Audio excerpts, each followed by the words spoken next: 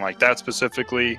But with it being, week 4, even the races where, if the runners end up being like 06, something like that, Swiss, the more it plays out, the more equal in skill the runners are going to end up being. So it'll be good races. And it looks like we're off. So we're starting at Link's house with the uncle simply saying hello. We'll be seeing what the item is shortly.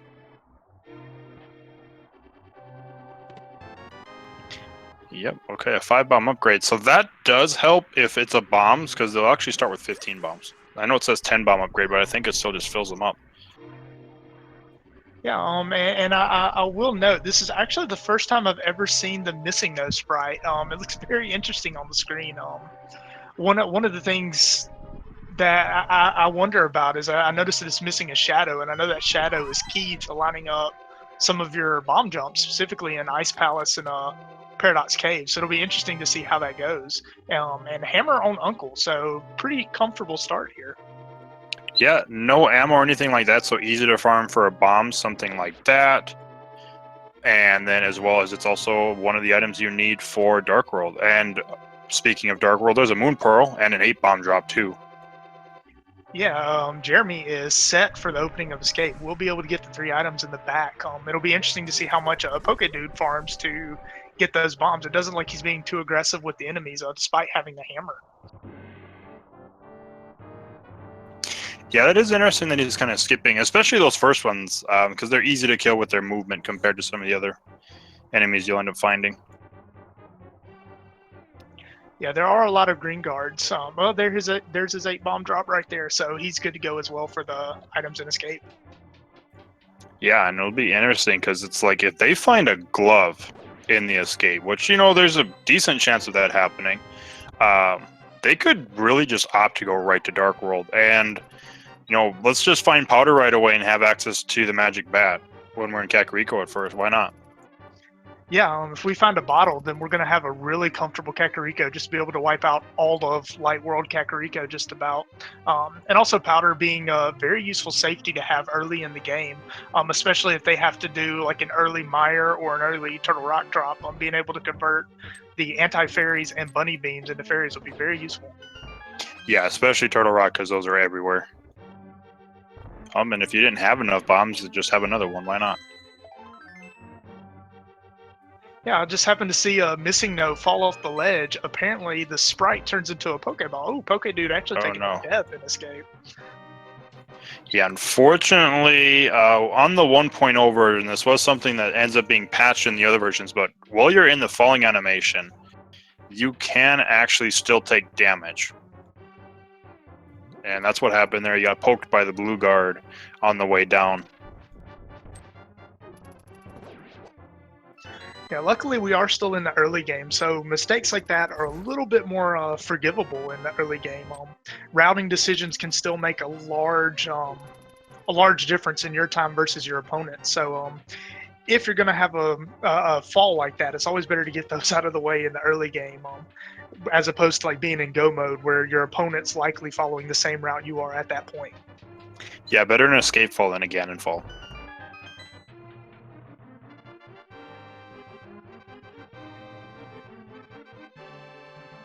So it looks like Jeremy has Zelda and is making his way back up to the sewers while Pokedude is heading out.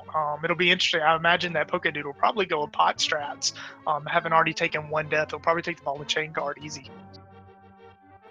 Yeah, I mean, he might even opt to do, the 1 pot and then hit him with the hammer, because that'll still kill him pretty quick.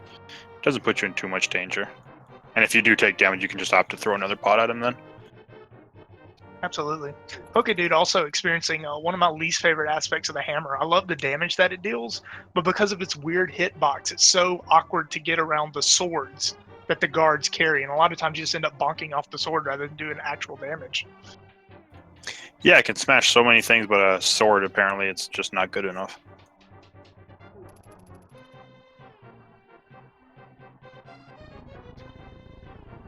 Jeremy's finally making his way into the sewers. It should be a relatively quick trek. He has pretty much all of the equipment he needs. He has 9 bombs, and I believe we found both. Have we found the map yet? I know that we found the key already in Zelda's cell. Have we found the map? I think the map was the second chest of escape, so I think we might already have it. Okay, so we're looking at all items from here on out.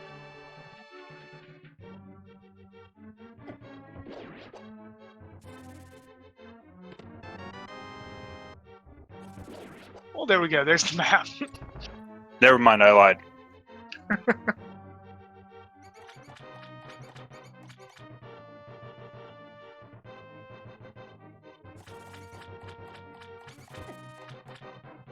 So as a reminder, as we're finishing the escape sequence, especially at 3-0, you know, it's not easy to put yourself out there and race like this on a public stage. So please feel free to give our runners a follow, JeremyTrammer and Pokedude14. It takes a lot of guts to race like this, so be sure to give them a follow.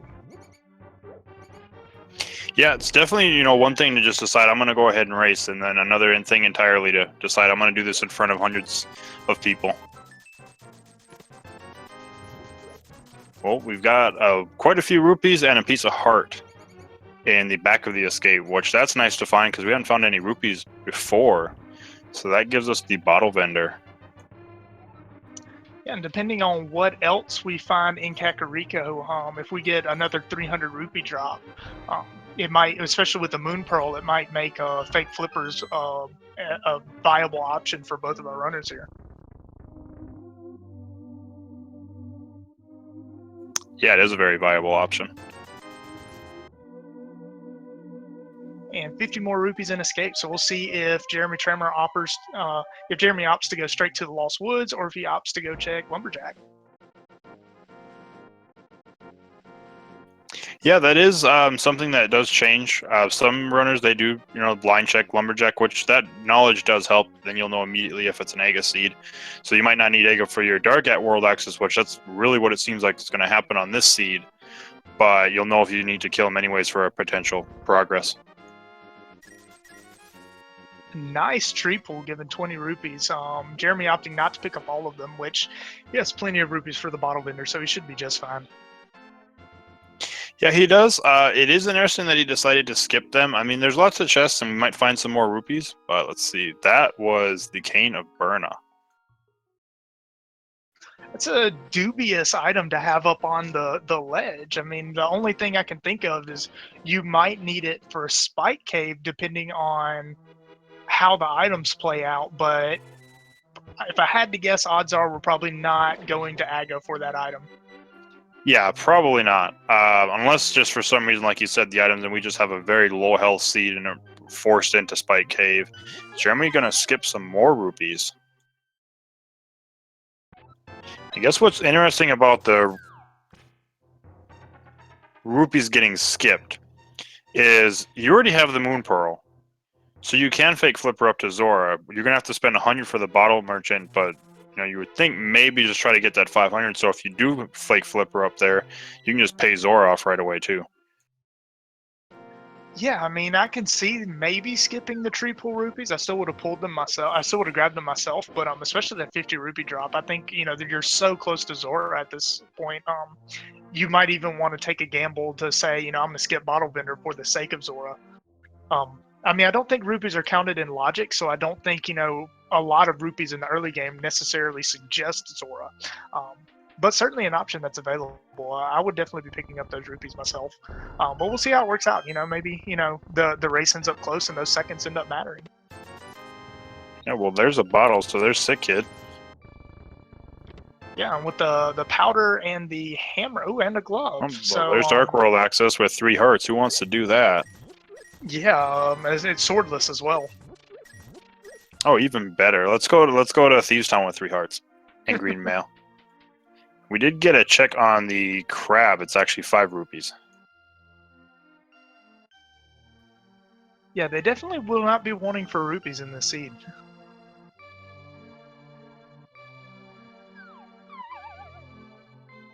But yeah, that is incredibly quick Dark World access. We're 9 minutes, or it was before 9 minutes even. Well, there's our sword. So Okay. now Dark World seems slightly safer, but still not safe. Yeah, I think the runners are going to opt to check a few more locations before thinking about Dark World. Cane of Samaria. And here, have some more bombs.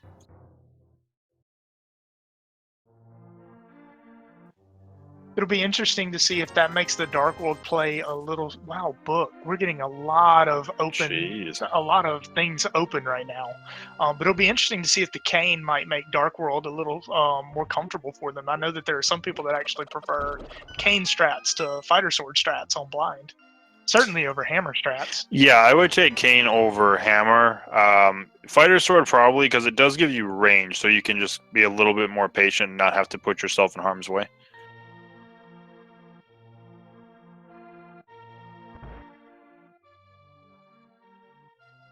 And we'll see if they actually remember, because typically you do not have access to Magic Bat this early in a seed. And let's just have a shovel, too. Let's just get rid of all of this stuff in this area. Yeah, fetch quest central here. I was half expecting to see the mushroom there. It's like Jeremy is skipping the magic bat, but we will get a library check. Yeah, and like I said, I don't necessarily blame him for this, because it just could be he's not even thinking about it, because you usually don't have access to Magic Bat this early in a game. Yeah, and also they'll definitely have opportunities to route that in later when they're doing Lumberjack, Hammerpeg Cave, and possibly Purple Chest. Yeah, unless it could be something like, it might be... And he's going to skip Shovel, too. Oh, that's right, no magic. We can't do the powder anyways. That is right. Alright, so map check, we got Blue Pendant in Hera, which is its vanilla location. We had crystals 1 and 4 in Eastern and Desert.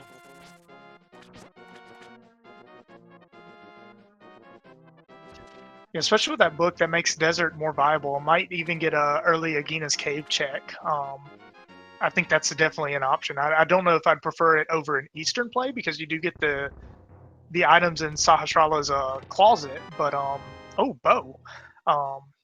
Yeah, Eastern and Desert both looking like really good options right now.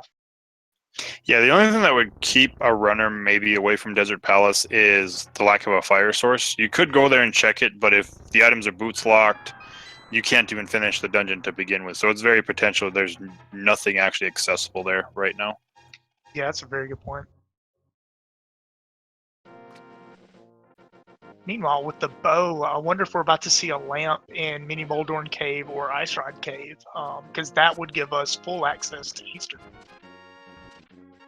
Yeah, it depends on how comfortable they are with their dark rooms. As far as Eastern, I know most runners have no problem with the very first dark room you have to do in Eastern. The second room can give people some trouble, though, because you have to hit that Igor in the dark. Yeah, it's always funny when you get early Tempered Sword, but you lack the bow, because it's like when you think, oh, Jeremy taking a death in Mini Moldorn Cave. He does have a fairy, though. There was a fairy in the bottle, so he'll be okay. It's very convenient. But yeah, when you have early Tempered and you lack a bow, it's like we have all of the tech we need to kill Ganon, but we cannot kill the red Igor. Yeah, I can get to Ganon and kill him, but his minions are stronger, apparently. We got a Quake, a red meringue, some more bombs, and another piece of heart, which gives us the 6th heart piece.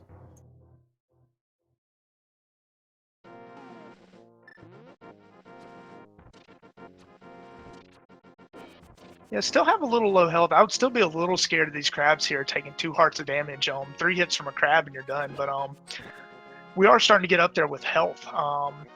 Still a little interesting that Jeremy decided to skip that heart piece earlier. I probably would have made the same play, but at the same time, it will give them, they do have to be a little extra cautious about their health, making traversals like this, especially if they go into the dark world. It's going to be very dangerous for them. Yeah, I think it really depends on how comfortable you are and where the seed's kind of pushing you. With having the items for Dark World access as fast as you did, skipping... I could see skipping pieces of heart, but skipping like a full heart container, little bit more of a risky decision, because if it forces you to Dark World with low health, then, you're kind of risking it. Well, there's our lamp, so there's Eastern is now fully completable. Yep, I expect the Eastern play now.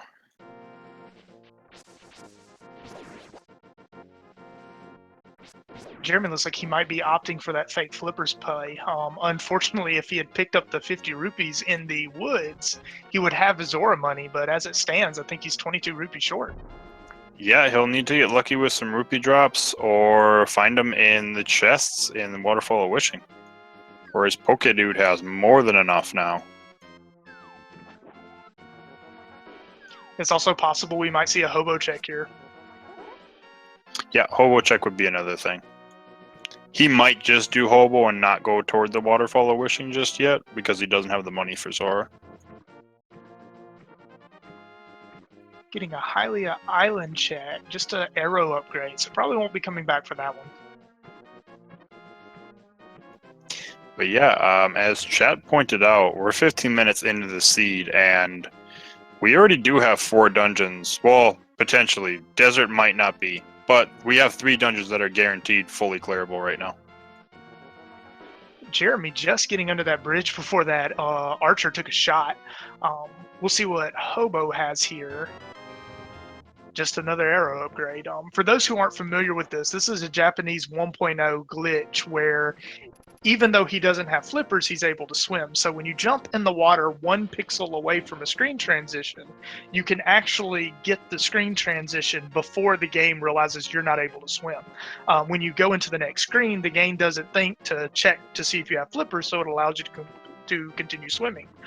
In the original 1.0 game, if you get hit or receive any kind of damage, it can glitch the game and potentially soft lock.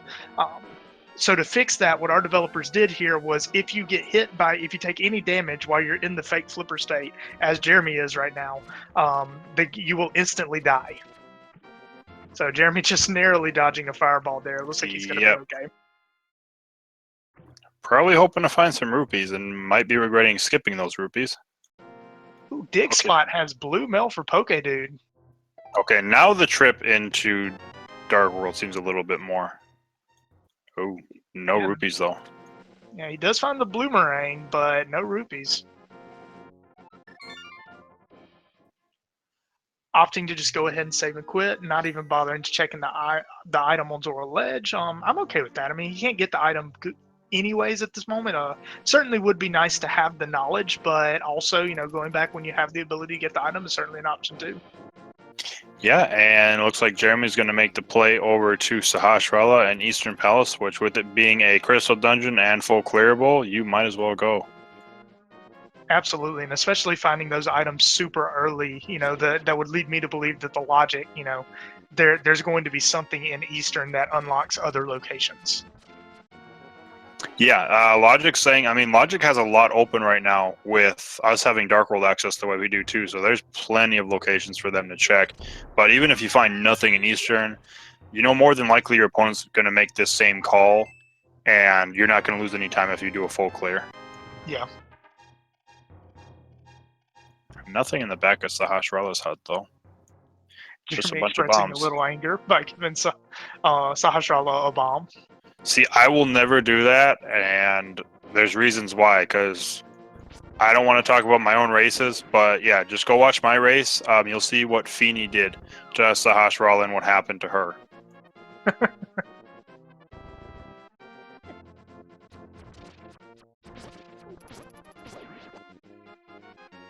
So Pokedude cleaning up Mini Moldorm Cave. It'll be interesting to see if he opts for the fake flippers. Certainly has a lot more possibility with that play because he has the money for Zora. So we'll see if he takes advantage of that. Yeah, hopefully he decides to go check Ice Rod Cave, though, because if not, it might be a while for him to get the lamp. Because that will put that all the way by itself, and then you orphan it, and there's really no quick way to get there without the flute at that point. Yeah, absolutely, and especially not even knowing what Misery Mire is. You never know. This could, at this point, be a fluteless seed, so that time may not ever come. Yeah, and even then you're dealing with, even if you do get a flute going into Misery Mire, if you're looking for it, you get plenty of options to look for it. And Mire could be crystal, Pod could be crystal. Those are some nasty dark rooms.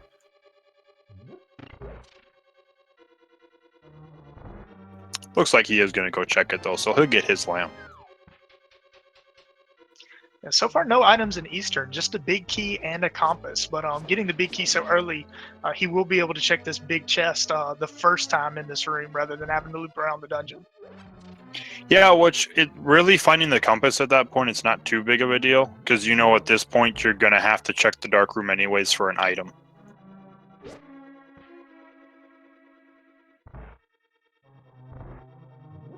And Pokedude grabbing his lamp. We'll see if he save and quits out. Looks like he is walking back out, so we very well might. Oh, never mind. He decided to save and quit. So no fake flipper play from Pokedude. Which I don't necessarily blame him because there's just so many areas that are open. It's you're going outside of logic, and yeah, you might find a nice progression item on Zora, but you can't check the Zora ledge at that point. You can see if something's there, which will tell you if you need flippers or not. Our first item in Eastern is a red rupee. Eastern being very stingy with its items. The last locations we have to check are going to be our items. Yep, both of them were lamp locked where we've got the lamp, so. And to your point, the fake flipper play really didn't pay out too much for Jeremy, but Pokedude is slowly gaining ground, now making the Eastern play. He will be very close behind Jeremy. Yeah, he will be. I mean, it could have paid it, if he would have decided to make it and there ends up being, which we're going to get. So, Ice Palace is going to be our green pendant today. Which does mean there is a potential that the flippers might not even be needed for this seed. Yeah, it depends on if Swamp Palace is a crystal or not. Jeremy trying to glitch through the anti-fairies with damage, but unfortunately having a difficult time with it. It's going to opt to kill all the enemies to get those to start flying around. Yeah, in my opinion, that's one of the scariest tricks of the NMG run is trying to damage boost onto those anti-fairies. Even with 6 hearts, as Jeremy has, if you don't get it just right, you can take a lot of damage from those anti-fairies. So certainly don't blame him for, using the intended way, the way the developers intended for you to clear that room. Yeah, and he gets a second bottle for his trouble. So nothing too important yet. We'll see what Armos has, though. And Jeremy is going to have to pick up some arrows at some point up there. There's plenty of arrows in pots, the last room, before Armos, but he'll need to pick some up because he's got 14. He's going to need to use 4, 6 just to get to the Armos room. So he'll need at least 10 arrows and then never miss.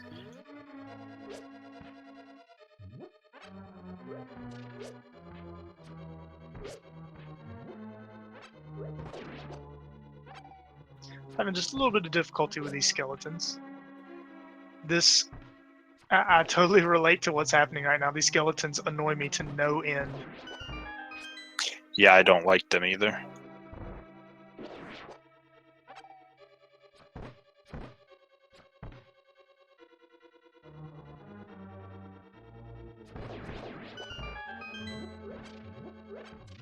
Nope. Okay, he does remember he needs some arrows.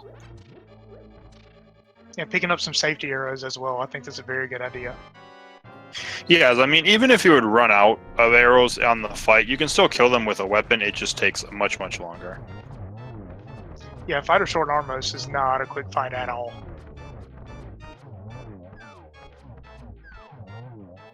Could be worse. It could be boomerangs. Rewarded with the Master Sword. That's certainly nice. That's a very good item.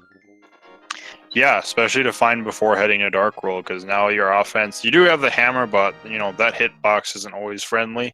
So having a Master Sword definitely is not something you're gonna say no to.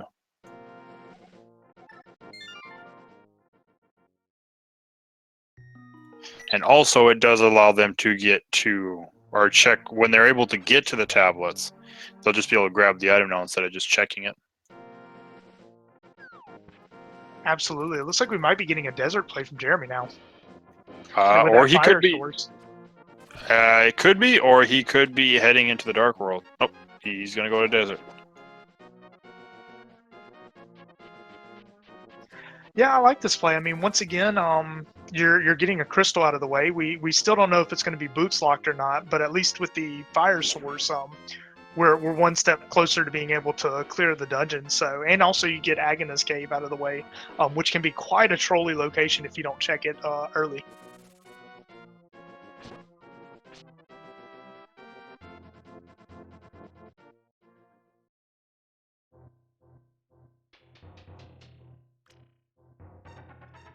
And I think that's what he might be thinking about, just getting these out of the way locations before going to the Dark World. Absolutely. He hasn't checked the dig spot yet, so he's still rocking Greenmail right now. So he doesn't have the additional defense that Pokedude has right now. And finding 50 rupees in Agana's cave, he actually does have his Zora money now. So if he wants to make that play, that's on the table.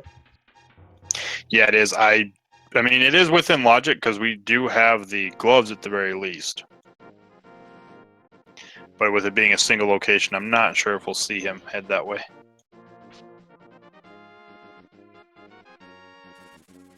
And just a narrow upgrade on the ledge, so we probably won't be heading down there.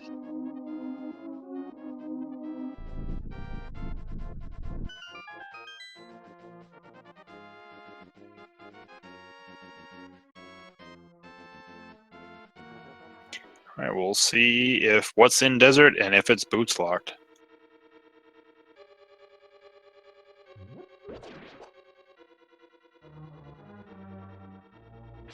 Yeah, Desert's a dungeon that I often forget exactly how many bottlenecks it has. Like, you need the boots to beat it, you need the lamp to get to the boss, and a big key. So that's we definitely have access to the back end of Desert. We can beat Landmo. Yep, dungeon is at least completable in the sense that we can get the crystal from it. But to get all the items out of here, you need the boots.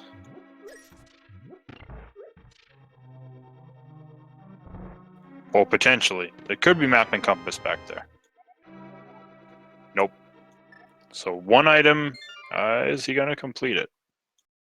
No.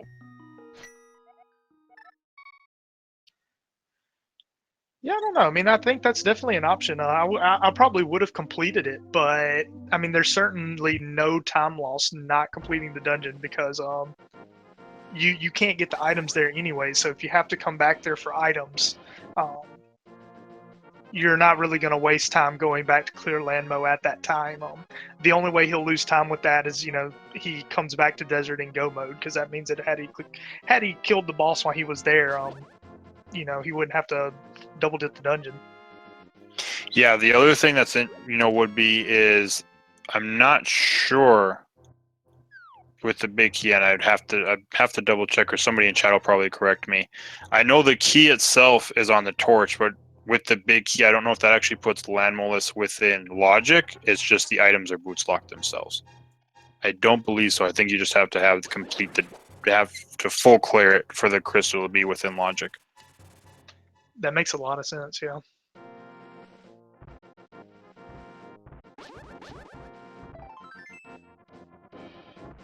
Pokedude killing Landmos.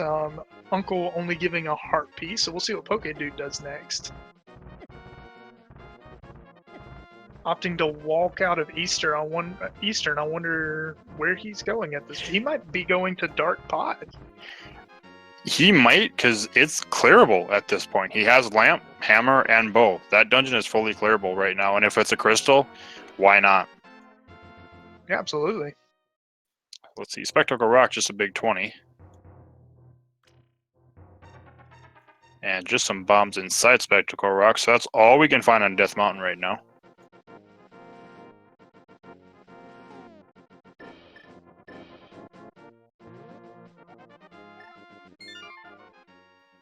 Given his item selection, he might be going to pick up his blue mail right now. Yeah, but there's our map check. We've got Red Pendant is on Thieves Town, and then our 5-6 are Skull Woods and Turtle Rock. Yeah, I always hate to see Thieves Town be a pendant because it's such a convenient dungeon to clear. And with it not even being green pendant, so you get that extra item, it makes it a very dubious choice. Of course, it can pay off, but you also run the risk of wasting 5 to 6 minutes in the dungeon that doesn't give you any meaningful progression. Yeah, but chat loves pendant TT because when that happens, there's a lot more that can actually be on the pedestal. Fair enough. Jeremy gets his blue mail. And Wiser DD, the logic does not account for that. If you steal a key from the back half of Desert to check the 2 items, it is considered a sequence break at that point if something is there. And in some cases, you can actually force a seed that technically did not need the boots to complete it to actually need the boots to complete it at that point.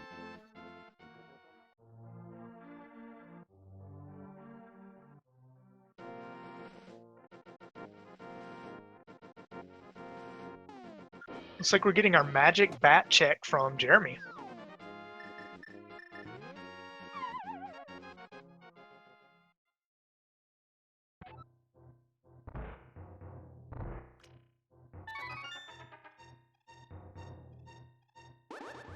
I mean, there can be progression in the Crystal Turtle Rock as well.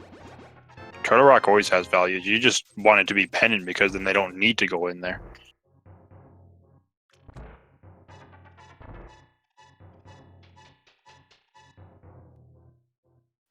Yeah, almost every time I've seen a pendant Turtle Rock, it's almost always had the bow.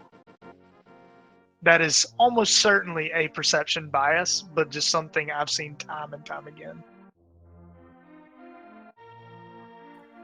As far as, since we know what can or what we need to complete the seed at this point, looking at what's available for the pendant dungeons, there's actually quite a bit that can be on pedestal right now. Yeah, Thieves Town has absolutely no requirements to get in. Ice Palace just requires either the Fire Rod or Bombos. And flippers and mitts. Oh yeah, and flippers and mitts, you're right. Tower of Hera really, I mean, they have the hammer, so at this point you're, a hook shot away? Speaking of pedestal. Nope. So Jeremy was hearing us and was like, I'm just going to check it right now to make sure, but sorry, chat. At 32 minutes, your pet check is dead. Man, I was getting all excited too.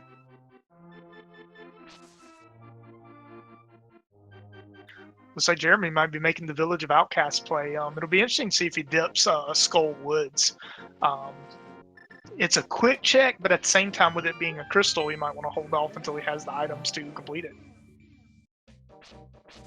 Yeah, having the Cane of Samaria kind of helps push you a little bit that way because it makes the second part of Skullwoods when you're checking that a lot easier. Well, Pokedude coming up with Titan's Mitts in Pod. So yeah, that's a big play then. So we'll see what Jeremy decides to do, but he's going to need to make his way here, which I'm sure he will soon after checking this stuff, because this is a completable dungeon. It's a crystal. You have to do it. And with Eastern being complete already, you really don't need to ever come to this area again. Yeah, and the typical play here, depending on whether or not he decides to take Thieves Town, he definitely will be circling by that area, probably with the, pyramid check, maybe even all the way to Catfish. So he'll definitely be going by Pod. It'll be interesting to see if he stops there or not. Yeah, that might be what he's thinking as far as it's like, okay, I don't have Titan's Mitts. If I start from here, I can circle around the pod. And Pokedude finding the mitts can just pretty much just do the exact opposite.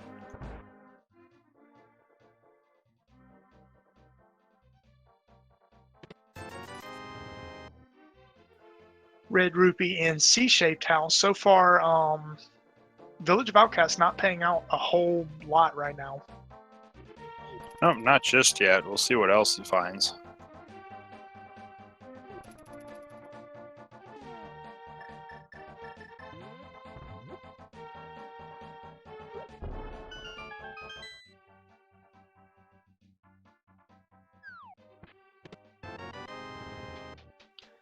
Tempered Sword, that's actually really nice. When he makes it over to Pod, he's definitely going to have an easier time than Pokedude's having right now with all the enemies right now on the screen.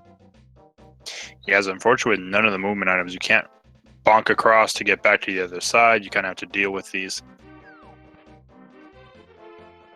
Jeremy opting not to do Thieves Town. He is going to be making his traversal around the Dark World. I think you might just be, it's a pendant. I don't want to dip into a pendant dungeon. I have a fully completable crystal dungeon. I'm just doing this to get these overworld items out of the way.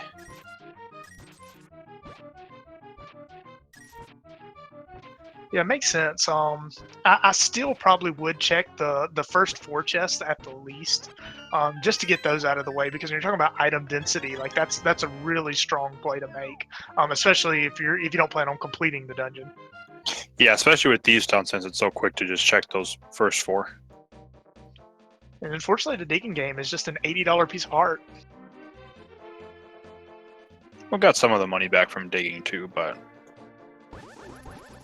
well, he'll find some more of that money in pod, so it's okay. And we are still missing mapping compass in pod right now. Well, there's a map. Yep.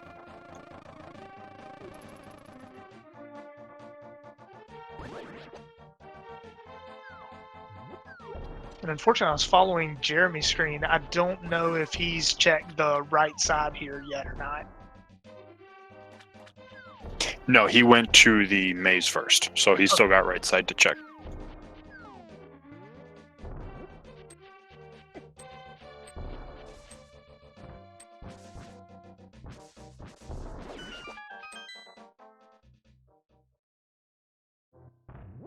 I believe it was a key in that chest. Unfortunately, I didn't see the sprite, but he now has a small key, so I think that's what he picked up. Yep, it was a key. Boots in Hype Cave. Fire Rod in Hype Cave. Holy cow. More red. And some arrows. So yeah, Hype Cave is hype today. Absolutely. And it kind of makes, I bet he feels really good about not dipping Skull Woods now. Yeah, because now it's fully completable. And with it, I mean, you've got 7 hearts, blue mail. It's still kind of a scary fight against Mothula just because of all those spikes. But it's clearable at this point, so maybe that'll be the play now. After pod, of course. Jeremy opting to continue his overworld checks before heading into pod. Or rather than heading into pod. Meanwhile, I think Pokedude has cleared all the chests, so he's making his way to Helmasaur. Yeah, I think he's found everything he needs. And it's either cleared it or he knows Helmasaur has to have an item at this point. Pyramid's just a bomb upgrade. Yeah, so that actually, yeah, chat pointed out, it did open Desert up now as well.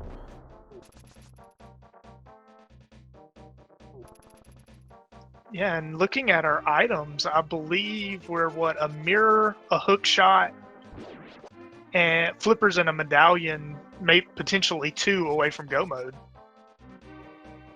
Yeah, well, flute, yeah, let's see, hookshot, flippers, flute, mirror, ice rod, and potentially medallion if they're not both quake.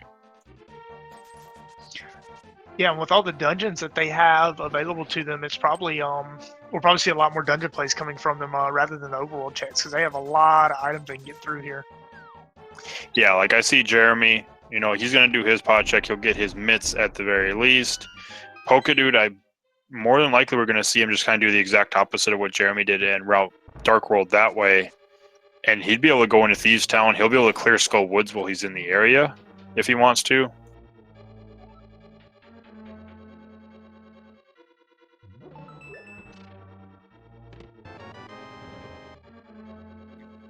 Pokedude now handling one of my least favorite rooms in the game. Yeah, I'll have to agree with that. At least he has a lamp. This room is no fun at all in the dark. Yeah, I don't know that I ever understood exactly how the turtles work, because it's like you'll hit them with the hammer and they'll flip over, and then you'll hit them with the hammer again and they do nothing. And it's just like they always do the thing you don't want them to do. Yeah, it's like if you like Jeremy will have a little. If it was in the dark, he'd have an easier time with it because he's got tempered sword. So he would just be able to flip him over and just start swinging with the tempered sword. Whereas if you have master sword or fighter's sword in here, then you can use the hammer, but you're going to risk just flipping them back over at that point. Yeah, Pokedude showing the turtles a lot of respect on that bridge. Does not want to take any damage before he gets in this Helmasaur fight. Understandably so. Yeah, but he starts his Helmasaur fight. Jeremy's just kind of going through. We're going to see him pick up the same items.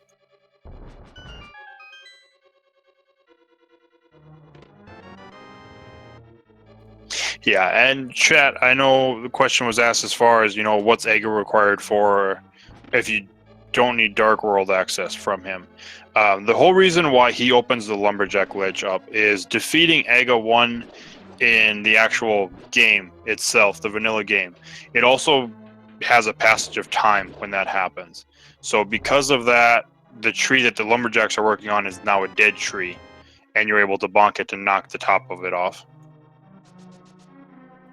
Now, Pokedude getting a little low on health, but I also think he still has the fairy in the bottle. I don't know that he's used his yet. No, he still has his fairy, I'm pretty sure.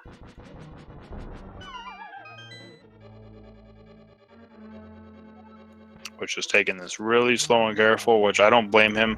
It's really your only safety right now, and if you're thinking about where am I going next.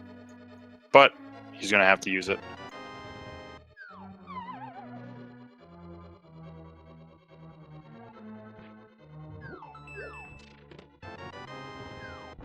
Yeah, this form of Helmasaur is very, very aggressive, and sometimes, depending on how good you feel with the bow, those arrows are not easy to put in his forehead.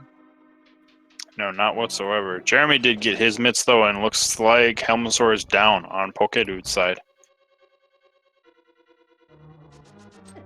Helmasaur just holding a 20 rupees, but we do get a crystal, so still looking for some of our key items here. Yep, that is our second crystal.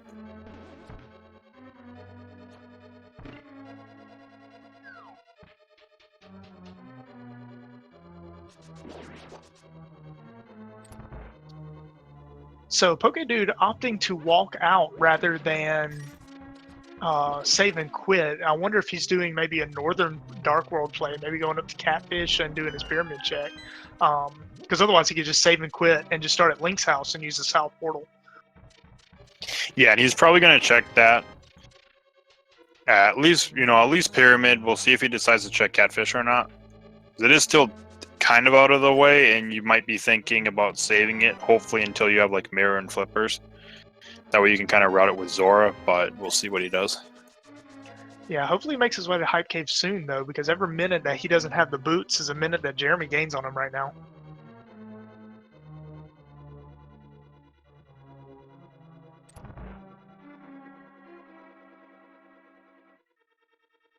Looks like he is heading toward Pyramid.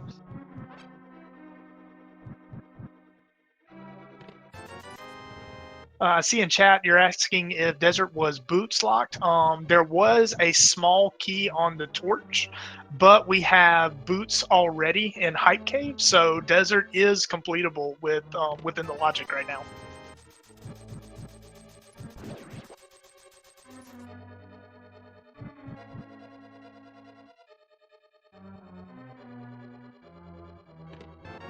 All right, Pokedude, where do you go from here? He is heading south, so we might get that Hype Cave, and we might get that Hype Cave check all the way up to the Village of Outcasts. Yeah, that's probably what he's going to end up doing, and then with the mitts, he'll just walk right into Village of Outcasts. Probably won't do anything with the blacksmith just yet, if he's planning on dipping into Thieves Town and Skullwoods.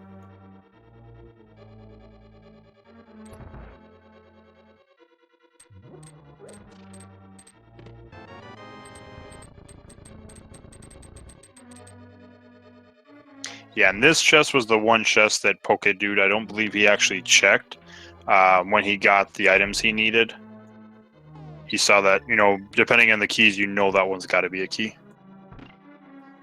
Yeah, that one key, and then also the vanilla big key chest. If you've checked all but one chest, and you only have one small key, If you require a key to get to the chest, it can only hold a small key because otherwise you'd soft lock yourself out of the dungeon.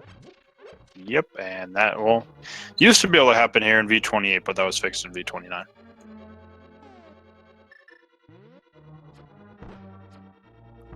Jeremy remembering to pull out his bow. Had the hammer out for a second, which was a bold choice, but glad to know that he went with the bow. And he is running a little low on arrows right now.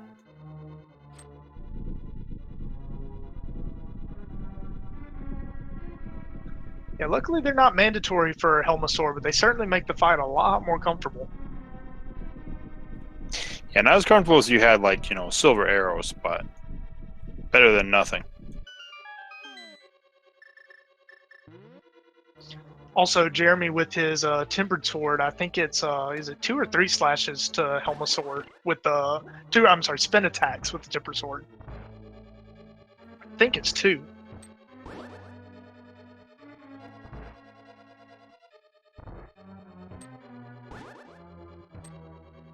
Yeah, I think it is 2 spin attacks, because I know Butter Sword is just 2 slashes. And Jeremy is using the hammer. Okay, now he's going ahead and swinging the sword.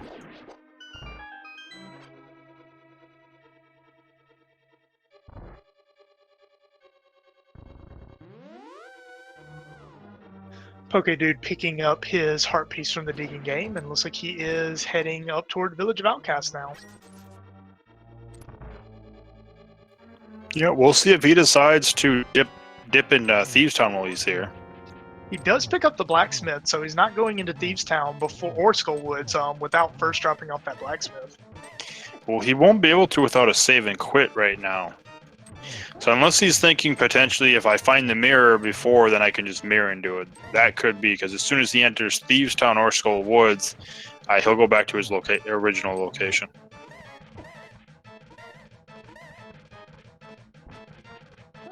Yeah, Jeremy is opting to hold his sword out while he's hammering. It's a little bit slower if you're using bow strats because you have to wait for your spin attack before you're able to put an arrow into Helmasaur, but certainly a lot safer. But he handles the attack just fine with Tempered Sword, getting his 20 rupees and a crystal. Yep, and Hammer Pegs is just 20 rupees.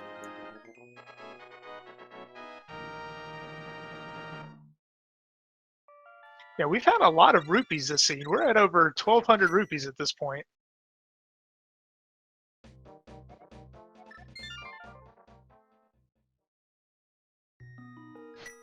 Pokedude checking a house that you don't typically see, picking up a red potion, it looks like. He did spend his fairy, so picking up an extra safety. Yeah, and I think he's going to grab another one because he does have 2 empty bottles. But I think he's, at this point, he's probably thinking about at least the Skull Woods play to Mothula, maybe even the Thieves Town play right now. And with 8 hearts, you do have Blue Mail. Thieves Town isn't so scary anymore, but it doesn't hurt to have a safety just in case. Yeah, and also he's about to pick up his Tempered Sword here, so he's probably thinking either Hammer or Master Sword Mothula at that point. So probably feels a lot better about that play now, though.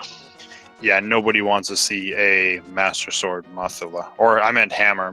Master Swords could be worse, but yeah, Hammer Mothula, nobody likes that. Jeremy opting to clear up Desert Palace.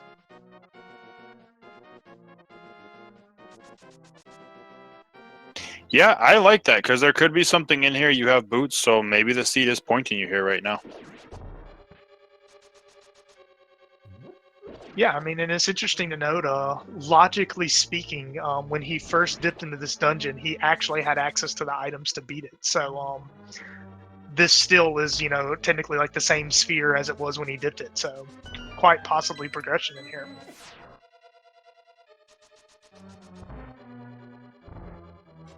Looks like Pokedude is going to make the Thieves Town play.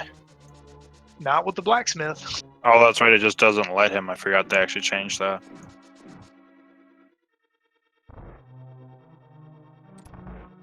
So he's probably going to did a save and quit so he can get rid of the or he's going to go turn the blacksmith in. Then we'll go ahead and go in Thieves Town.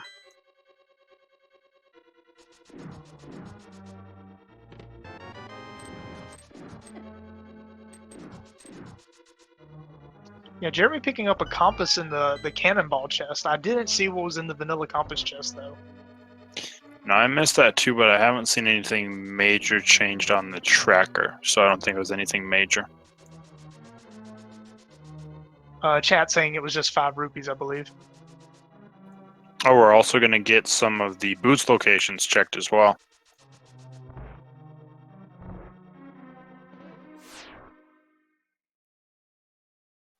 Just 10 arrows inside of the King's Tomb. 10 arrows, and in my opinion, some peace of mind. These locations, to me, can be very difficult to route in, even with things like flute, because you can't flute to this location. So, very good that he's going ahead and getting these out of the way. Yeah, other than when he's doing it, the best time to check them is if you're doing North Dark World, but you have the mirror, which we're missing that right now, so...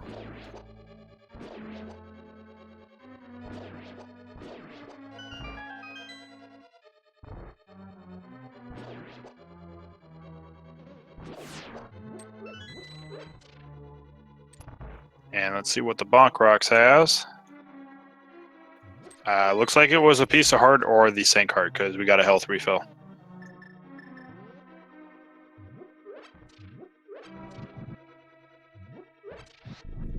And yeah, going off the item screen, it wasn't anything major there.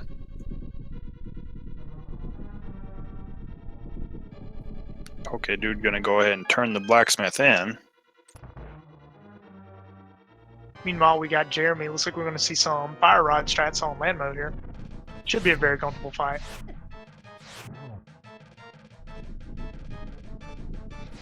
Alright, so missed one of the shots, so now I'm gonna call 3 with fire rod. Alright, so 2 of them we're gonna have to take down with the sword. Excellent spin attack. Oh, let's just take them both down at the same time, why not? And you're rewarded with the ice rod.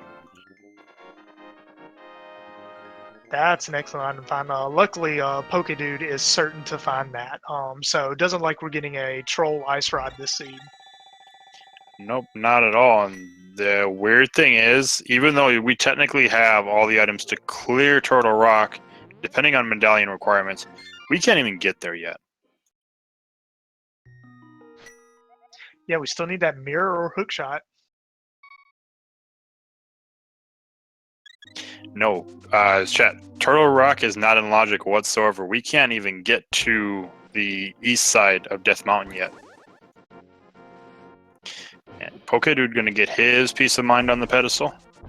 And well, as Jeremy is gonna check his boots locations.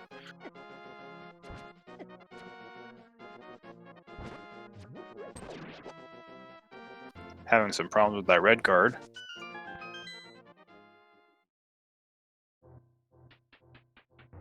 It's like Pokedude is considering where to go next. We'll probably either see a Skull Woods play or a Thieves Town play from him. At this point, I don't know really what else is open for them given the items that they have. Let's see, other than dungeons. Pokedude has Desert open up to him, which Jeremy's already completed at this point. Yeah, I mean, as far as within logic, there's not that much else open. I don't think either one of them checked Catfish. Zora hasn't been checked. Other than that, you could sequence break, which nobody will probably ever do this, but it would be a huge gamble if you did it. You could sequence break into a Pendant Ice Palace. But Yeah, I don't know that anybody wants to sequence break Ice Palace. I mean, sequence breaking it when you can clear it as a pendant or as a crystal's not terrible, but sequence breaking it when it's a pendant, that's a whole nother story.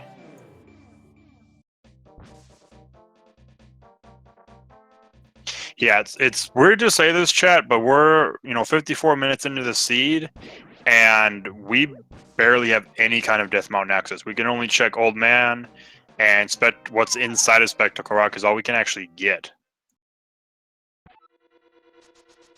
Yeah, we got early mitts and an early bow, but aside from that, the seed's been relatively stingy.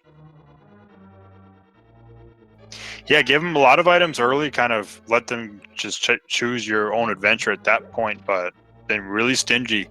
You look at Dark World access, really nothing here except, got those mitts, but that really didn't open too much up for them.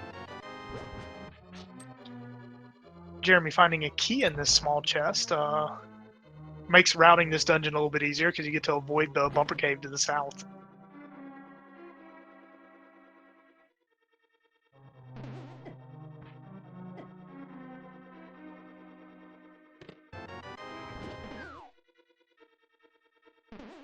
Pokedude not finding much in the front of Thieves Town, but it looks like he is going to full clear the dungeon. Yeah, I honestly don't blame him because you're just thinking there's 4 items in here anyways. It's clearable. It's not that difficult of a dungeon compared to most of the other Dark World dungeons. And Jeremy a little low on health, opting not to do the bomb jump to the Skullwood's big chest.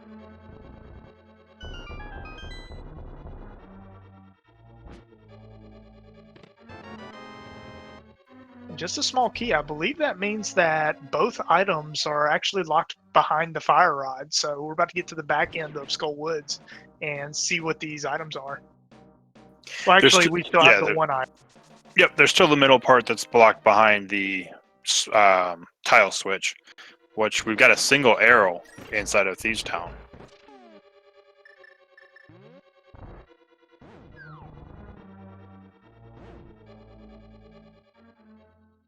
Oh, Jeremy getting grabbed by the Wall Master. Thankfully, it's not too much of a loss of time.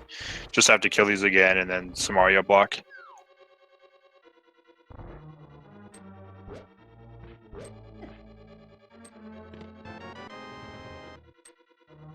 Alright, just a map. So both items are locked behind the fire rod. Yes, they are. So once again, I bet Jeremy feels really good that both runners at this point would feel very good that they didn't do an early dip in the Skull Woods.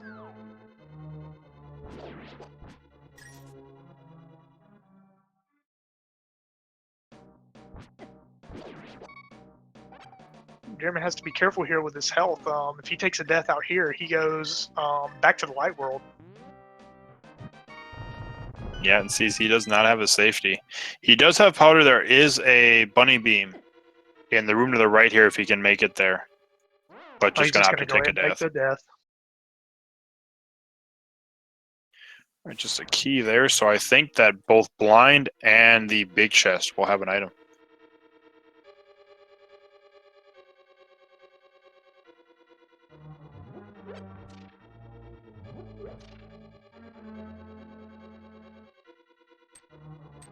Oh, never mind, there's a map there. So, pretty sure blind is going to have something then. Yeah, I believe so. I think we still have one item left.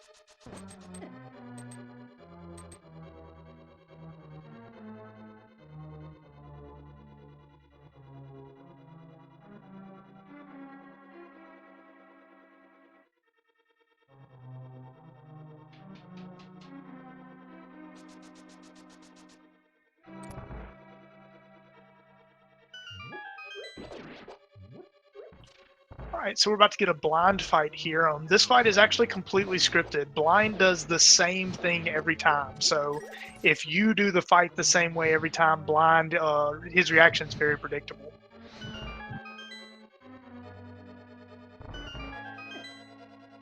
So Pokedude a little bit off of the typical scripted blind fight, but certainly he's got the health and the safeties to make this fight very easy.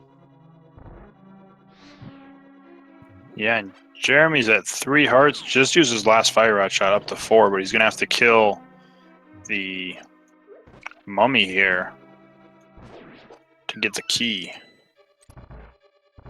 Pokedude using a safety but getting through blind just fine. And rewarded with the magic cape, which is ironic because he would have been wonderful to have that for this fight.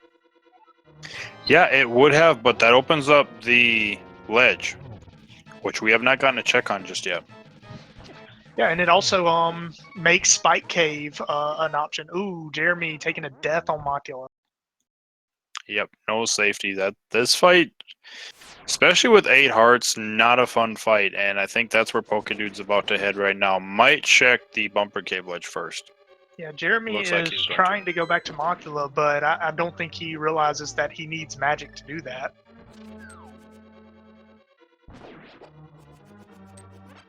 Yeah, Mothula and Cold Stare are some of the most annoying bosses to die to because more often than not, when you get to the just fighting the boss, you have to deplete the majority of your magic. So there's a good chance that when you fall to the boss, you actually don't have the magic to get back to the boss. Yeah, unless you've got something like half magic, and I think he's going to realize that. He probably could actually get back there, grabbing the 2 pots, grabbing the magic, and using the lamp instead of the fire rod. Yeah, Pokedude seeing a heart on the ledge at Bumper Cave and opting to go pick it up. I certainly don't blame him. We do have blue mail, but we don't have a whole lot of hearts for this point in the game. Well, and I think he might also be thinking that I'm about to go to Mothula. I do have 9 hearts, but Spikes don't care about that, and Mothula's going to deal 1 heart of damage himself anyways, and that fight can get out of hand in a hurry. Yeah, Mothula is one of those bosses that, in my opinion, it's very hard to be overpowered for, because no matter how much... Oh, and he got hit by the Wall Master. That's rough. But no matter how much health you have for Mothula, depending if you knock Mothula up against the spikes, it actually negates any damage you do to him. So for a significant portion of the Mothula fight, depending on how he moves, he actually can be invincible for the majority of the fight, which makes it tough regardless of what equipment and defense you have. Yeah, for sure. The one, I guess, the silver lining of getting grabbed by the Wall Master there is he is able to get a little bit more magic back at this point, so he might have some fire rod shots for Mothula himself now. Yeah, I mean, at this point, Fire Rod definitely is an option. I think depending on how comfortable you are, Tempered Sword in this case would usually be preferred just because I think it's 8 hits with the Fire Rod versus 4 hits from the Tempered Sword. Yeah, I think the only thing that, that fire rod gives you that peace of mind that I can stay at range for a little bit, whereas I don't have to walk right up to him. Yeah, he just barely missed getting powder on that bunny beam as well. Yeah, which we'll see. He might have enough for 1 fire rod shot, but yeah, now he definitely does, but we'll see.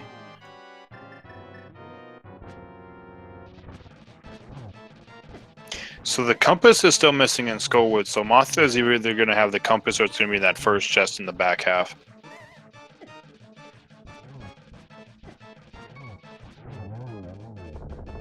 Ooh, Jeremy pulling out a clutch defeat against Mothula. Or victory, rather. Yep, there's the compass, so we know that the last item in here is going to be the first chest in this back area.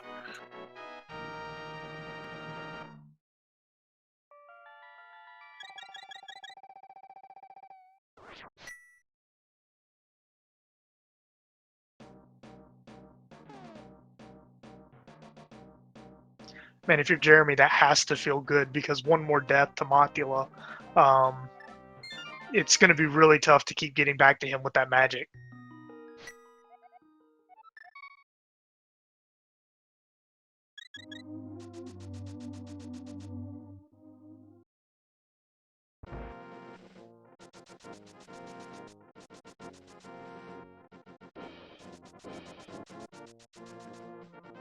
Let's see, so looks like Jeremy might be making the Zora play now. He doesn't have Flipper, so he can't swim across the river.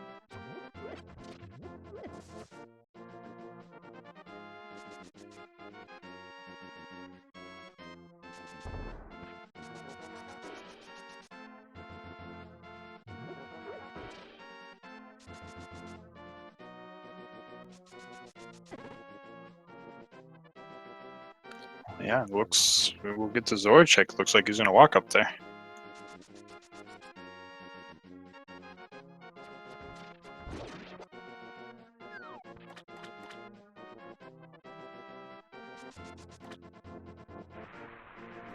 Yeah, still missing at least 4 critical items, potentially 5 or even 6 depending on the medallions, but 4 major items for Go Mode still. Got the swag net on the Zora ledge.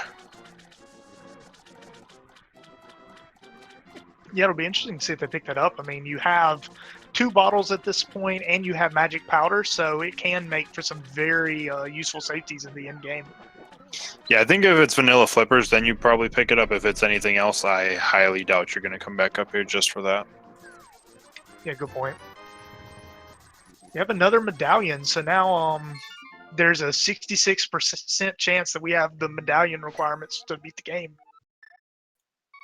Yep, that's definitely a nice find. Could Zora have been required in this seed? We'll find out.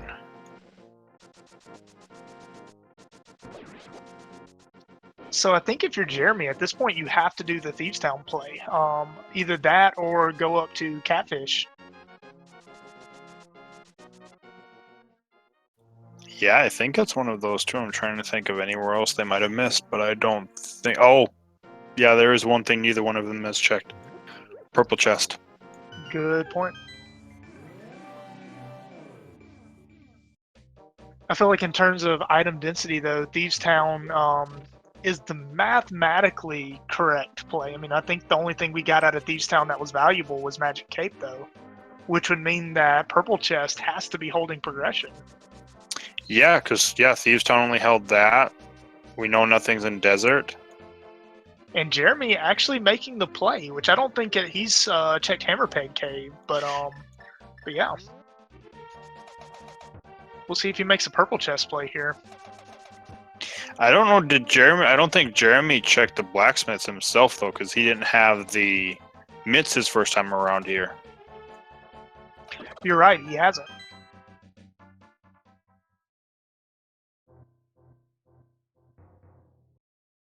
Chat bringing up a good point. Spike Cave is on the table as well with the Magic Cape, at least for Pokedude, not yet for Jeremy. Yeah, that is true. Spike Cave is open because they don't have half magic, but they have a bottle, which puts it in on logic. Looks like Jeremy is making the play for Thieves Town. Which, now that I'm thinking about it, I don't know that Pokedude has been up to Death Mountain yet. Oh, Pokedude is actually just got grabbed by the Wallmaster. Thankfully, it was before the Gyarados. But yeah, Pokedude has not been up Death Mountain yet, which I don't blame him. I mean, all you can do is Spectacle Rock and the Old Man, which, yeah, there could be something there, but with Dark World having as much access and completable dungeons, you're not even going to think really about going up Death Mountain when you can't even do East Side yet. Yeah, absolutely. And one of the good things you want to do is you want to avoid going up to Death Mountain as many times as you have to. There's not a whole lot that's easily accessible at Death Mountain. Certainly a lot of stuff there, but not that's easy to get to.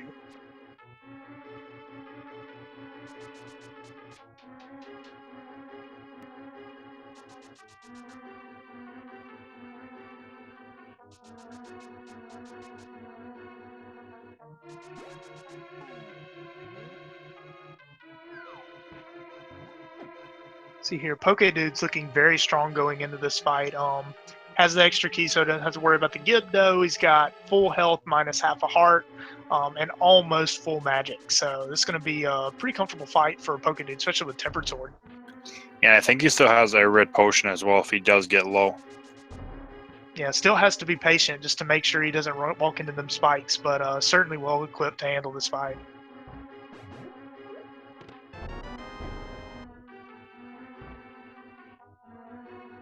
And it does look like he's getting some very unfortunate spike patterns. He's getting kind of boxed in there. Yeah, might have to. Yeah, he's gonna have to dip that red. Ooh, I'm actually glad he got it in time. He only had half a heart left.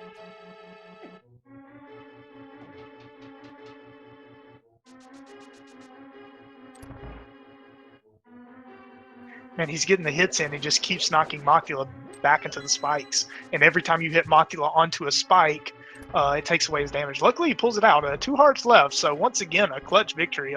Mothula not being very nice today. Yeah, Mothra was being nice at the beginning of that fight as far as his location, but the spikes, on the other hand, were just like, well, you can hit him from here, so we're going to hit you there. Jeremy trying to get the God Pixel with the dash. There is a specific pixel that if you are lined up on, assuming the enemies play along, the enemies have to be out of your way, but there's a single pixel that if you get it and you dash up in this hallway, you will actually dash all the way through it without being hit by anything. Very convenient dash and super cool when you're able to get it, but very difficult to get at the same time. Yeah, we'll see where Pokedude decides to go, because he's walking out of Skull Woods now.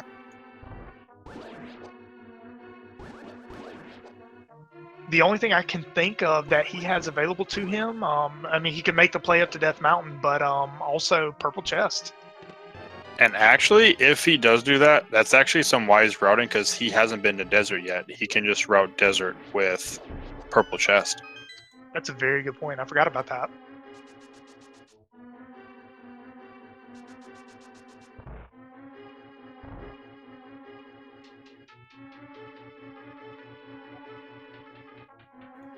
Yeah, within Logic right now, I really think it's Overworld. We just have Spike Cave, Purple Chest, maybe a miscellaneous location that I'm forgetting about.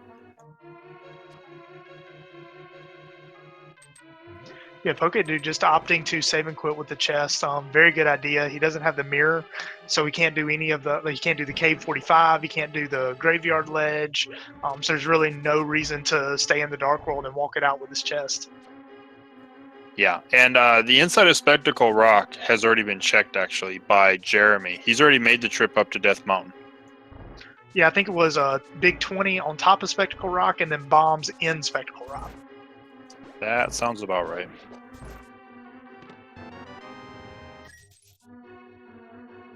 Jeremy, you need to get the maiden. Mirror in Purple Chest. That's huge. Because Jeremy not having done the blacksmith yet, it might be a while before he gets there. I mean, I don't know. Now I think about it, not too long because he doesn't have a whole lot of overworld checks. Yeah, But yeah, that's a long time before Jeremy gets that mirror.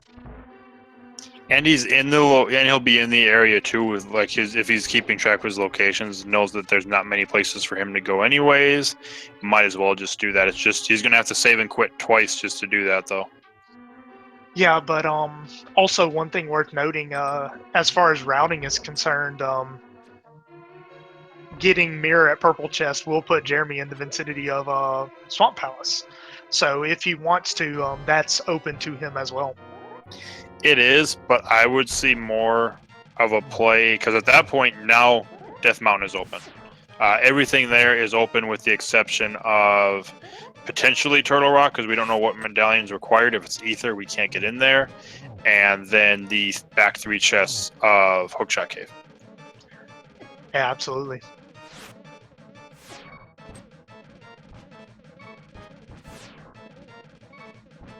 Oh, and also, I completely forgot, you need flippers to do Swamp Palace. He won't get very far. Oh. Did he take Blind down at the same time as he died? I missed it. I saw him take the death, but I missed what happened right as he was taking the death. Yeah, I heard, because I heard a boss death sound. It's like I heard the death. I was just like, oh no.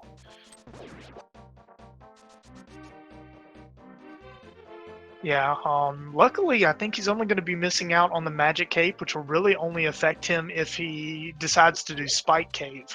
But what we know is that this actually brings him closer to getting his mirror, which is actually a good thing for him. Yeah, he'll at least get the blacksmith. We'll see what he does after that. I really think he doesn't have much options. But in the meantime, Pokedude's going to finish off Desert Palace, going to get his Ice Rod when he kills Landmolus. And then we'll see where, I'm guessing he'll make the play up Death Mountain at that point, because that's really... And there's, the miscellaneous mirror locations that opened up. Yeah, Cave 45 and Graveyard Ledge.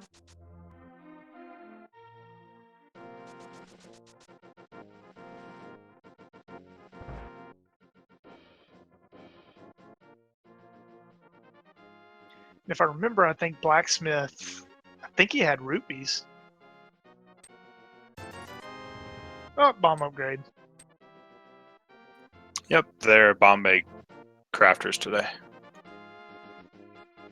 And there's that blue rupee in the vanilla compass chest. So now he's heading up here, I think, to get the actual compass.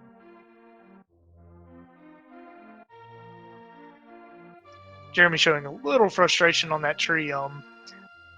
Unfortunately, he's very close to where he needs to be. He just needs to jump back in the Dark World and get that purple chest. And I think he's was maybe while he was doing that thinking, like, where have I missed? It's like, well, you just open purple chest up. That's about all you have right now.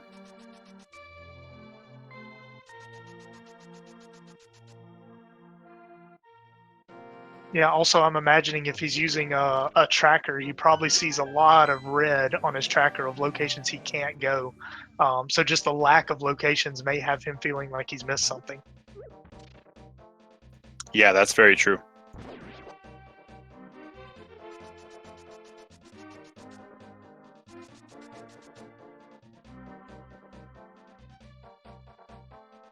Looks like he is opting, after much deliberation, to go give Blind a second attempt. Once again, the irony being that that Blind is actually holding the magic cape, which is one of the more useful items to have in the Blind fight. Yeah, especially if you use the cape glitch, where if you grab onto a wall and pull back on it while using the cape, you actually don't use your magic.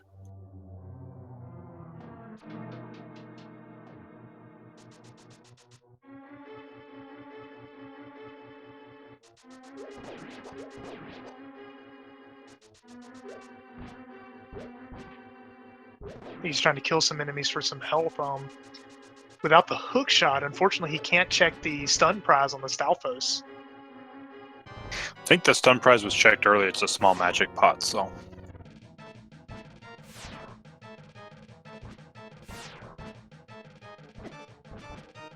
Yeah, one interesting thing to note about Blind, he doesn't really have hit points like the other bosses have hit points.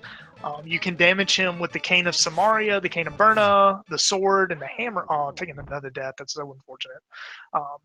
But the sword, the hammer, Cane of Berna, Cane of Samaria, you can damage him, but everything you hit him with only does 1 damage.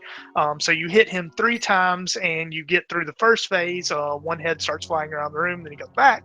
You hit him 3 times, and then you go into the second phase, and then you have to hit him 3 more times to end the fight. But no matter what weapon you use, it will do the same amount of damage to Blind, and you have to hit him 3 times. So unfortunately, Tempered Sword isn't helping him out. Any sword is just as good as the other with the Blind fight. And I'm wondering if maybe he'll try to powder like a bunny beam, something like that. He could, even if he ends up taking another death, opt to leave Thieves Town just for a little bit, go to the shop behind the hammer pegs, and grab a couple red potions. But Pokedude has a nice Landmolus fight, gets his Ice Rod. Yeah, I might be wrong, but I think you have to powder the bunny beam before it becomes active. I think the moment it starts chasing after you, you can no longer power it. I might be wrong about that, though. I'm not sure. I think you can, you just have to time it really well. Okay.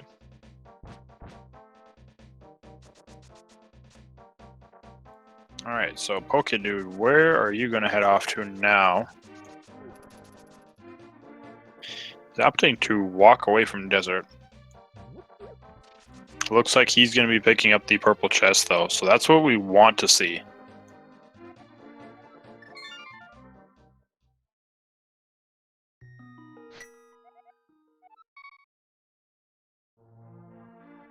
Yeah, I still don't know if that magic cave is going to be required for Spike Cave, but only other difference I think it could make is might make for an easier Ganon fight if they find half magic and end up having to do a silverless fight.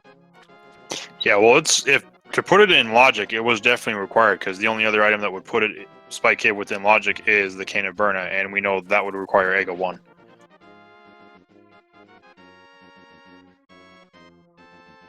Looks like we're going to get a K45 check from Pokedude here. Why Jeremy is picking up his mirror. Jeremy not happy to see that mirror there. Yeah, giving a few Fury Slashes at Thief. Well, it's behind two checks that actually require the mirror in the vanilla location. Pokedude finding a shield, but opting to pick that up. Yeah, our first shield. I wonder if Jeremy's about to try to head to Swamp. No, he might be heading to K45. Never mind. Yeah, he might just be doing K45 himself, checking mirror locations. Pokedude, on the other hand, The only thing that I could think of you going back here for is Swamp. Or wait, no, Oh, Bombo's tablet. Bombos. Actually, that's where Jeremy's going too.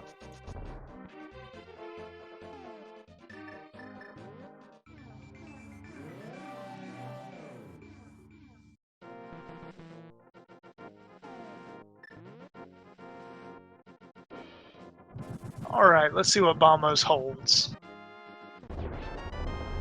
Just bombs. That is slightly ironic.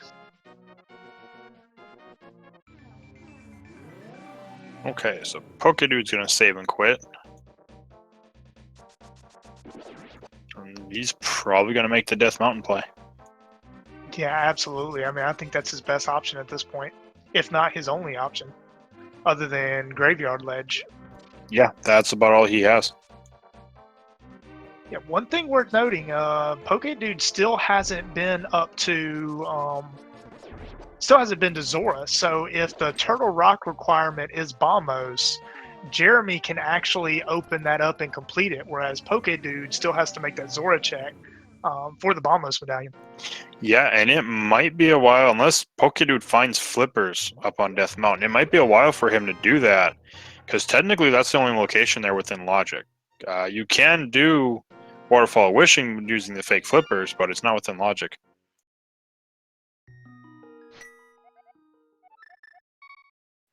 Yeah, Jeremy definitely making the Death Mountain play. Since he went here prior, he's got the save and quit location, which is really nice. And it does look like Pokedude is actually opting for the Graveyard Ledge. And now that I'm thinking about it, can you get? No, never mind. He can't get to Catfish from here, can he? He would have to go the other way, right, from the south. You could, but he'd have to go back to Skull Woods and do a fake flipper glitch over the hole there.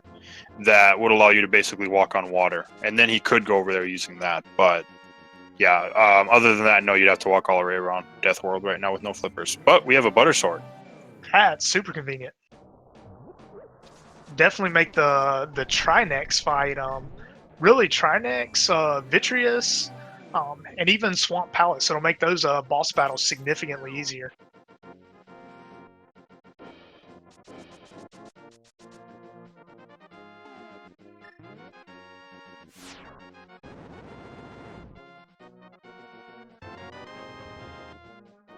Ether only holding the 10 bomb item.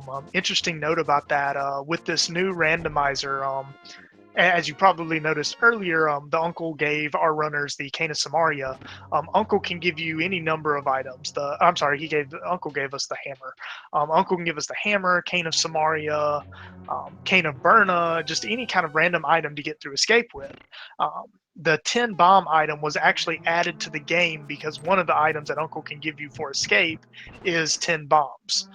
So what that item does is it actually fills up your bomb count. But one of the few items that is not included in the vanilla game. It's unique to Randomizer. And Pokedude's slowing himself down a little bit, because when you have the old man, sprinting actually slows you down. But as far as Tower of Hera, we've seen Jeremy going in there, and it was required to go into the basement. There will be a big key here.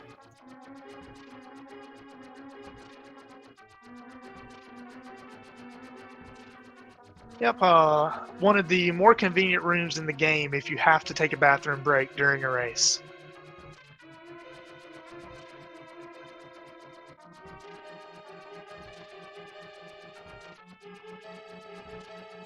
Pokedude getting into his Spectacle Rock check will find nothing but bombs, and probably will make his move up to Hera.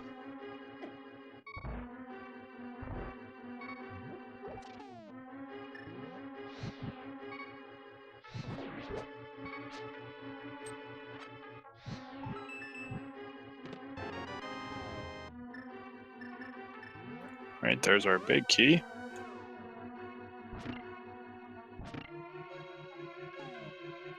Pokedude deciding he needs just a little bit more rupees, sitting at 1,400. Gonna go ahead and pick up that red rupee. Nice spin attack from Jeremy there. It's one of those deceptively annoying rooms that looks easy until you hit one of those enemies and they bounce you into a hole. Yep, and then you have to do it all over again.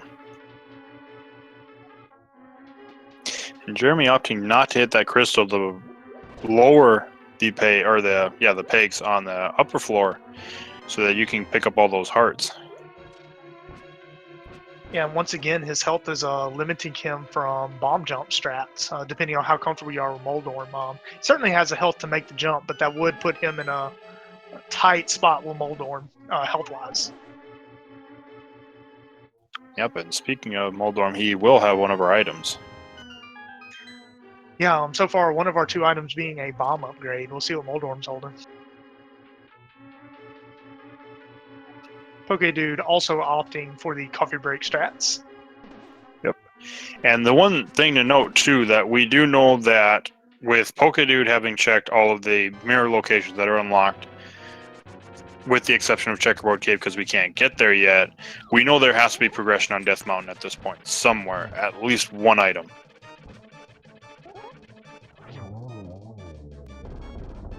Jeremy getting 2 hits on Moldorm to take him down. Very nicely done. Yep, very nice, clean kill. And just an arrow upgrade. So, yeah, so Hera was a bust then.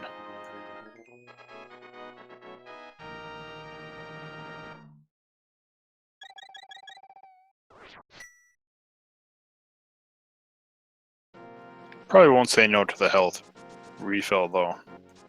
Yeah, absolutely.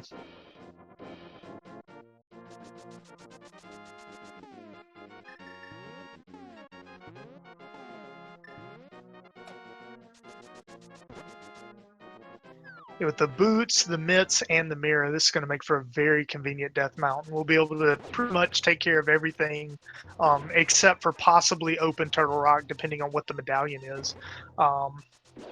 And I mean, at this point, I think you go into, unless you find a flute or the flippers here, I think you go into Turtle Rock. Even if you find flippers, I think I'd rather clear Turtle Rock over Swamp Palace at this point. Yeah, I mean, flippers would also open up Ice Palace too. But yeah, it's just like you're going to need to clear Turtle Rock, and a Go mode Turtle Rock isn't too much faster than normal Turtle Rock. Compared to like Swamp Palace, which is almost, half the length of the dungeon taken off if you're in Go mode. Yes. If you have flute, I think you can make a case for dipping into Mire before dipping in Turtle Rock. There are 2 items in Misery Mire, and you have the potential of saving Turtle Rock, so you clear Turtle Rock and then just go straight to Ganon's Tower. So that's definitely an option. But between Swamp Palace and Turtle Rock, I think I would definitely take Turtle Rock if you find flippers here. Yeah, I mean, even if you find the flute, the one thing that, there's a difference in time. It's because you're already up here, though. It's really not that much of a loss of time just to do it now. You still are going to have to walk up to go to Ganon, but you'd have to walk up anyways to get to Turtle Rock if you wait for it. That's a very good point. Didn't think of that one. So far, Paradox Cave not holding anything.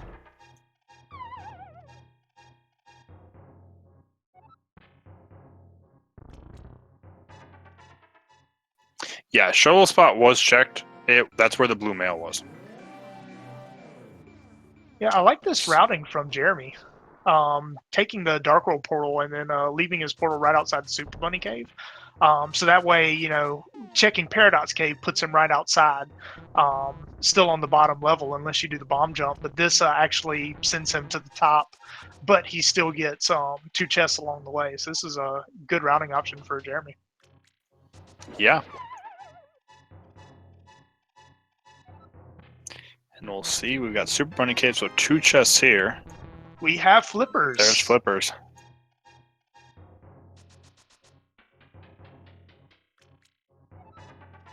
So flippers definitely progression. That opens up Swamp Palace all the way to the left side. We can't go to Argus yet, but that does also completely open up Ice Palace. We can check 1 chest here in the Hookshot Cave. There is 1 chest that you can actually bonk to with the boots. Jeremy opting not to do that yet, but he may come back to it before he jumps into Turtle Rock. Hookshot on the ledge. Ironic, you have to get to Hookshot Cave to actually get the hookshot. And that might be why he checked to just see what's there first, and now he knows I have to do this first anyways. Yeah, absolutely. So yeah, so we got flippers and hook shots. So now we're just missing. We don't know about ether yet. We don't know if it's needed because we haven't got Turtle Rock check and we don't have flute from Misery Mire. But assuming that Misery Mire and Turtle Rock are not ether, then we are flute from Go Mode. Yeah. Pretty much got the Swamp Palace care package up here. Yeah, and I think especially finding hookshot and everything, you would dive into Turtle Rock. Because Turtle Rock is also one of the 5/6 crystals, so the flute could be in the Fat Fairy. That's a good point. And we already got the other one being Skull Woods.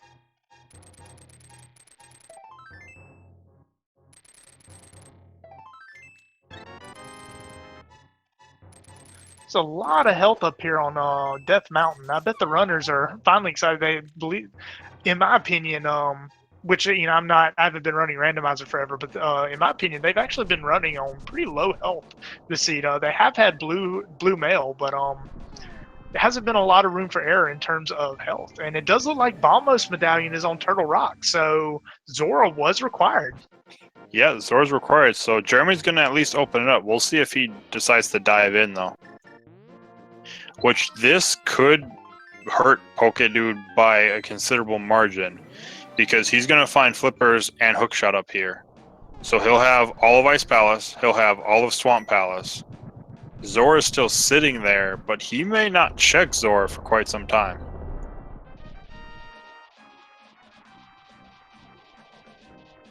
Yeah, I mean, I'm trying to think of the things that could bring Pokedude back into this race. Is if Jeremy finds a flute in here, it's going to be pretty tough for Pokedude to come back from that. The main thing that would probably give Pokedude, some time back, he would need to gamble on probably Ice Palace, find the flute, and he'd be in go mode at that point. But that would have to be his next play immediately, and he would have to find the flute. Whereas Jeremy, well, more than likely, he's going to clear Turtle Rock out. Then he'll probably go to Swamp and completely clear it out before even thinking about going to Ice Palace.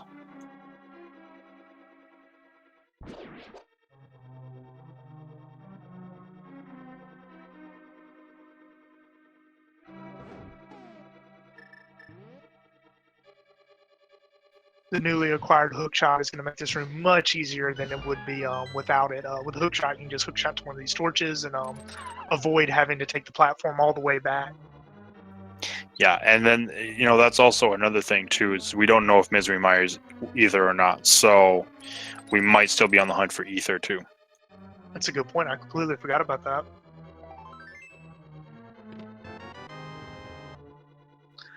Early big key, that's nice. I don't really think it's going to matter a whole lot because I still think we're full clearing the dungeon at this point, but still nice to find that big key early. Yeah, it would help if it was go mode, because then you can steal the key from the Pokey, potentially be able to just skip Laser Bridge. But right now you're not in go mode, so you're just going to check every chest anyways.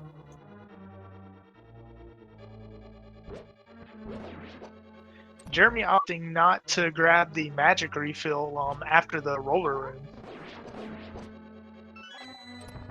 Might make things a little tight, although there is you can take the long way here and get another magic refill. Yeah, he is going to have to be careful in this room, though. With Blue Mail, 5 hearts, I believe they deal 3 damage, the Chain Chomp, so he can only take 1 hit. Very clean room from him, though. Gets through it just fine, though.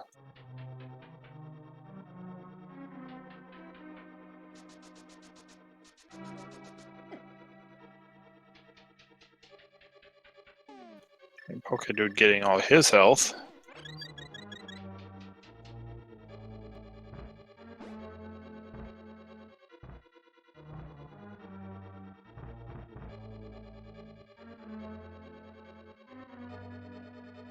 Pokedude probably going to check the medallion requirement on Turtle Rock, see that it's Bombos, and then save and quit out, and we'll see where he goes from there. Probably, if I had to guess, Swamp Palace, because Catfish is kind of out of the way at this point. Yeah, and the only thing I would feel would lead him to the fact that he goes there to like Catfish Zora area is it is technically 5 items right now since he hasn't been up there at all. But that does not look like what he's doing.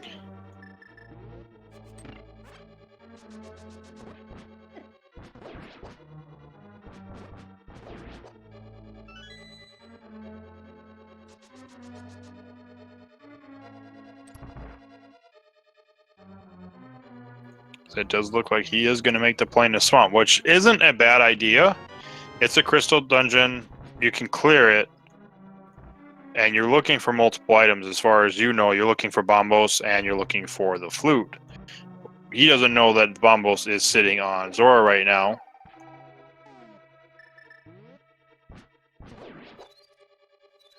Yeah, I mean, in terms of item density, I do think item density alone, I think this is a smart play. But the only thing, one thing you also have to consider is that if Flute and Bombos is anywhere else, then you're spoiling the opportunity to do this in Go mode. But in terms of item density, there are a lot of items to check here. Yeah, so you've got 6 items here altogether. It does take a little bit to check them. So as far as like item density to time spent, for him, Zora would actually probably be the best play because you've got 5 items. If you go there in the Dark World, check it with Catfish, and it does not take that long to check all 5 items. Yeah, I agree with that. Crobat community, this is the last day of week 4. We still have 3 weeks of just the Swiss tournament before we even get to bracket stage. Swamp is, well, that depends on where the big key is on Misery Mire. Typically, it's always going to be Swamp, though. Yeah, best case scenario is the big key is in the first chest that you open in Mire, which is usually going to be the chest by itself on the bridge. Right, we're getting a check on Mimic Cave. Well, not the flute, but you're not going to say no to half magic. Yeah, that's an excellent find, especially right now. We're looking at Silverless Ganon unless we find silvers. Yeah, that's true. And I mean, most of the overworld at this point's been checked, so they've got to be in a dungeon probably somewhere. Which, who knows? If Pokedude finds silvers in Swamp Palace and Jeremy ends up go moding Swamp Palace, that could be something that factors in the end game.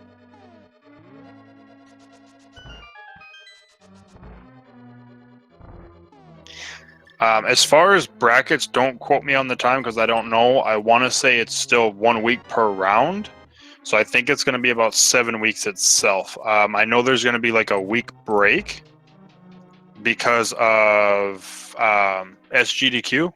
And then as far as the Swiss rounds, week 6 is actually going to be, it's going to be considered 2 weeks because of RPG limit break. There's the week-long event that some of the runners are attending to, so because of that and Memorial Day weekend and everything like that, we're extending week 6 to actually be 2 weeks to get your 1 match in. Bombos was on Zora. All right, well, we haven't found anything in Turtle Rock yet of importance, but now it's down to Laser Bridge, so we'll see what's here. Yeah, nothing big in Swamp Palace so far either. Did find an early big key, which allowed us to check that big chest when we were here. Yes, it also, the one major thing to note as far as the key situation in Turtle Rock, if Pokedude does get to go mode this, there was a key to where Jeremy could have skipped Laser Bridge.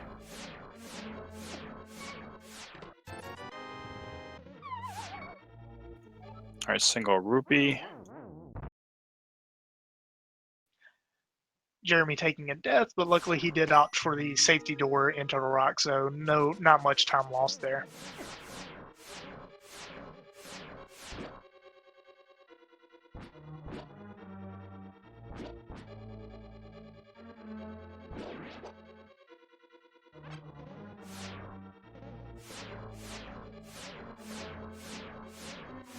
For me, laser bridge dashes are not easy. It's like I watch other runners do it, and it looks so simple. Like they just turn and dash in there. But the timing for me has always been awkward. So I'm certainly, I feel for Jeremy right now having this trouble because for me it is not an easy thing to do. Yeah, definitely. And Laser Bridge having both of the single rupees. I'm seeing in chat some questions about catfish. I know that catfish has been checked, right? Or did Jeremy not check catfish? I believe that one of them did check catfish. I want to say Jeremy did. Yeah, I played a seed earlier and I checked catfish and I couldn't remember if I'm remembering my seed or if I'm remembering what happened here. But I don't remember catfish being useful, but I'm pretty sure it was checked.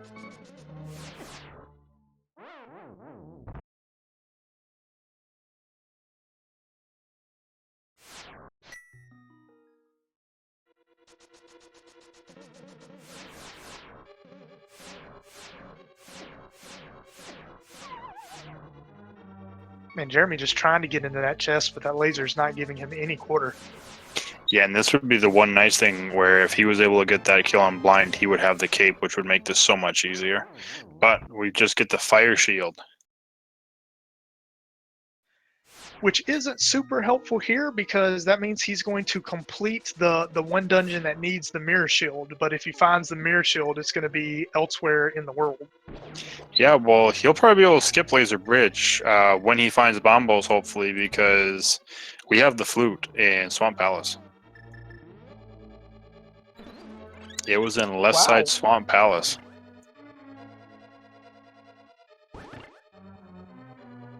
So Pokedude is a Bombos medallion and whatever Misery Mire's entrance requirement is from being in Go mode. Yeah, and one of the best case scenarios for him would probably be that it's actually Ether on Misery Mire.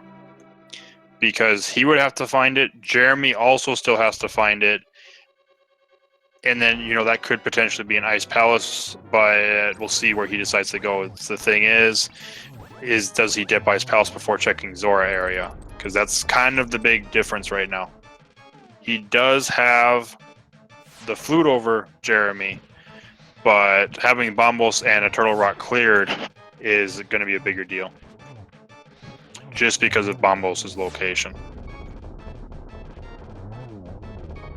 Yeah, one thing I will say, having the flute, being able to flute to 2 does make, in my opinion, a Zora check a little bit more attractive. But also with that, you have, Jeremy taking a death to Trinex. Oh, no. I mean, it's got the safety door, so that's not too bad. Yeah. But in addition to being able to flute to 2, you can also flute to 8. So Ice Palace is just as easy to get to as well. But Ice Palace being independent, hopefully he'll stick with some of those overworld checks. Yeah, it is the green pendant, so it makes it a little bit more valuable than just the normal 3 items you'd find there. There's the 4 items, but Zora's been sitting on the table for a long time, too.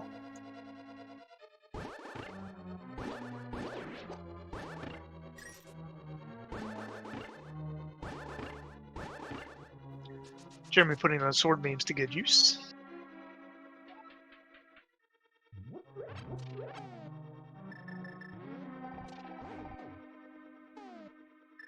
One thing also worth noting, Pokedude does have Butter Sword over Jeremy, which isn't a huge advantage, but it certainly will make a difference on bosses like this. When he goes up to Trinex, Jeremy has to hit each head 5 times. Pokedude will only have to hit it each head 3 times. So that is a slight advantage as well. The odds of Jeremy getting Butter Sword at this point, I would say, are just about none. Unless he has to go hunt for Ether and checks Graveyard Ledge. Yeah, it's about the only thing that'll get in there. Alright, he's got Trinex down to his last head. 2 hearts, so we'll see how this fight goes. And Pokedude, where are you going now? Looks like he's heading straight to Ice Palace.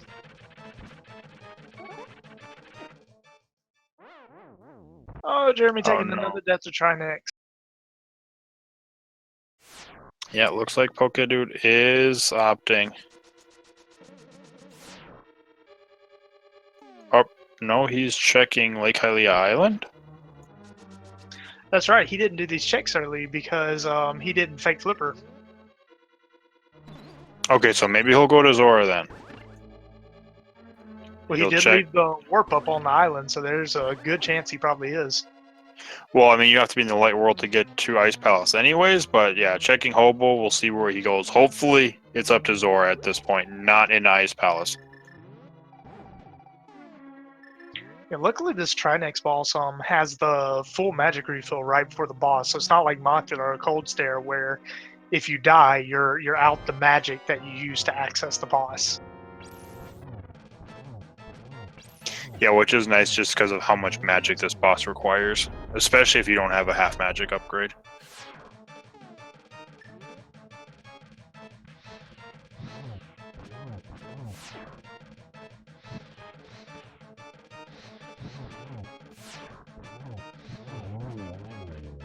Yeah, there's a little trick with Trinex. Unfortunately, you can't change items while a boss is dying. This comes into play with Cold Stare and the Three Eyes, Trinex and his two necks, and also Moldorm 2 when you're trying to get across the pit with the chest. Um, but each head takes 5 hits to, hey, you got the victory against Trinex. Each head takes 5 hits, so usually you will stun them with the appropriate rod. You get 3 hits, stun them one more time, and go ahead and switch items, and then do the remaining 2 hits. So that way you're ready to attack the other head. So in particular, the ice head doesn't get the opportunity to cover the floor with ice. And we do look like we're getting the Zora play from Pokedude, so he will be getting his Bombos medallion very shortly. Still needs to activate the flute so we can see what's required for Meyer, but potentially go mode here. Yeah, but Jeremy does take out Trinex this time, so we'll see where he goes now. From the looks of it, he's going to make the play right in a swamp.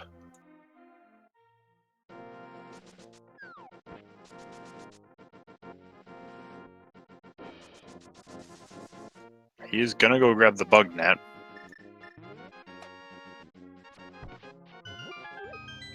Yeah, nothing wrong with that, especially if you're not sure with your combat against some of these bosses. He still has Trinex left. With all the anti-fairies in the room leading up to Trinex, I mean, you're looking at Jeremy's fight. Imagine if he had the bug net and was able to store a couple of fairies. That would have been a very different fight for him. Yeah, definitely. And Pokedude at this point looks like he's going to go get his flute, get his swag duck, and then at that point, I would say, go right to Misery Mire, check the medallion. If it's Bombos or Quake, go inside of it, finish it, go to Turtle Rock, do the same.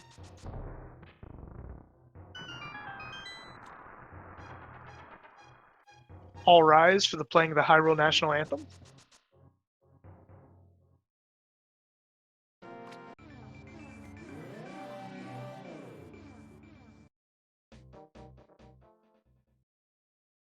And the goose is loose.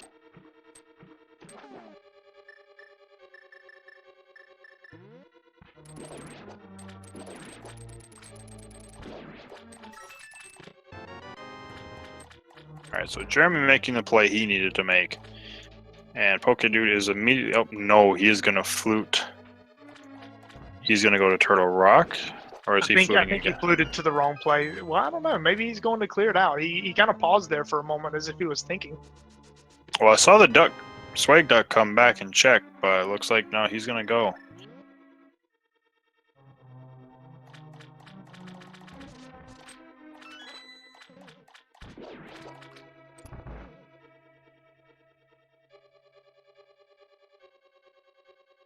Yeah, I mean, if you can clear Turtle Rock out, that's certainly a good idea. But I probably would have checked Misery Mire because, as you said, the way the dungeon's laid out, you can actually skip Laser Bridge.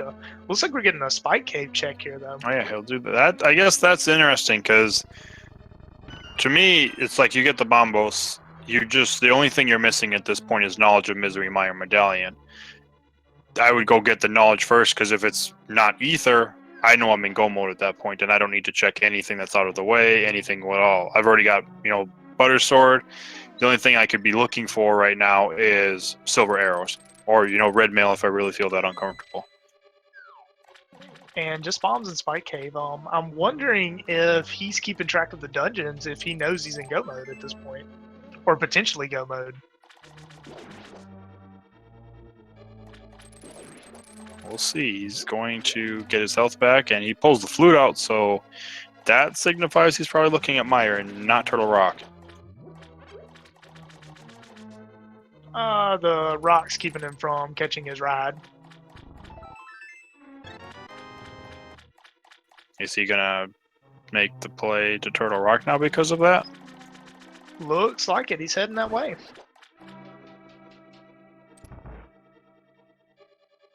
Yeah, it looks like he's gonna make the play instead.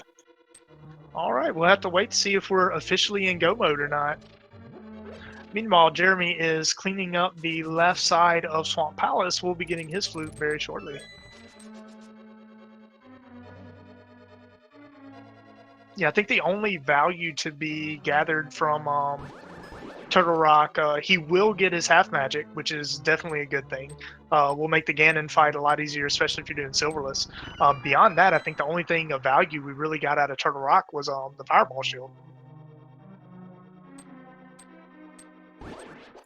Yeah, which, at this point, especially once you're done with Laser Bridge, the only point that a shield really helps you with, and you need Mirror Shield, would be the Red Mimics to just block their fireballs that they send at you. I just barely got dead rocked from getting on to Turtle Rock.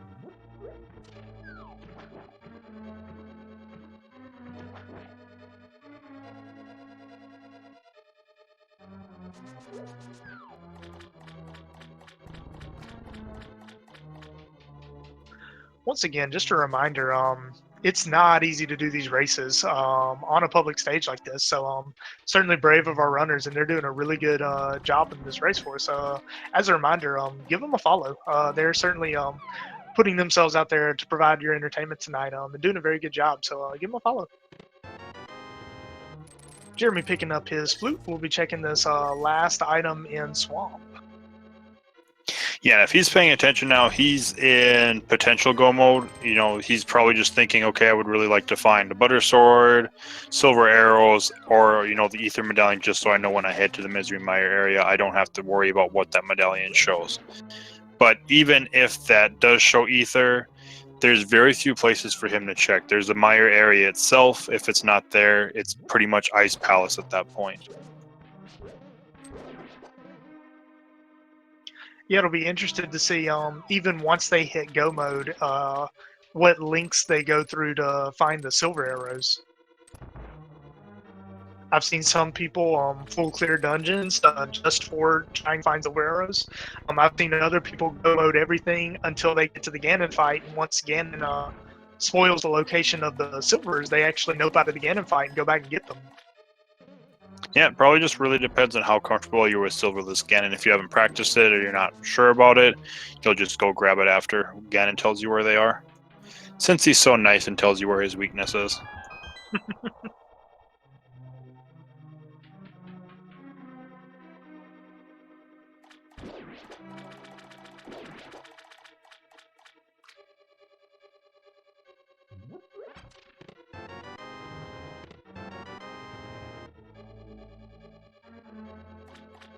Pokedude opting not to use the cape in the roller room without half magic, I certainly understand.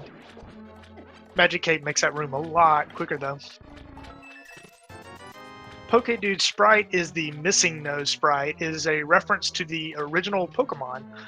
There was a glitch where you talk to someone in Viridian City, and you surf on the ledge of, I think it was Cinnabar Island, and it was a game-breaking Pokemon. If you ever caught him, it would corrupt your file, actually. Still playable, but your Elite Four record would be messed up. So it's one of the sprites that some of the developers decided to create and put in.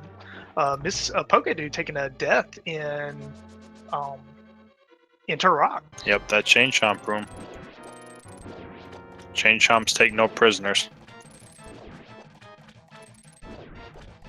Yeah, right up there with the Turtle Room in terms of rooms that I cannot stand.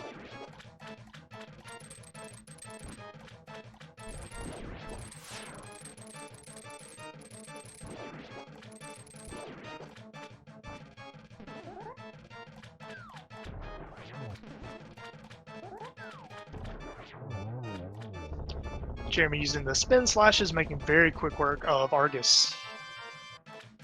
The magic, half magic was in Mimic Cave, Mr. Stone.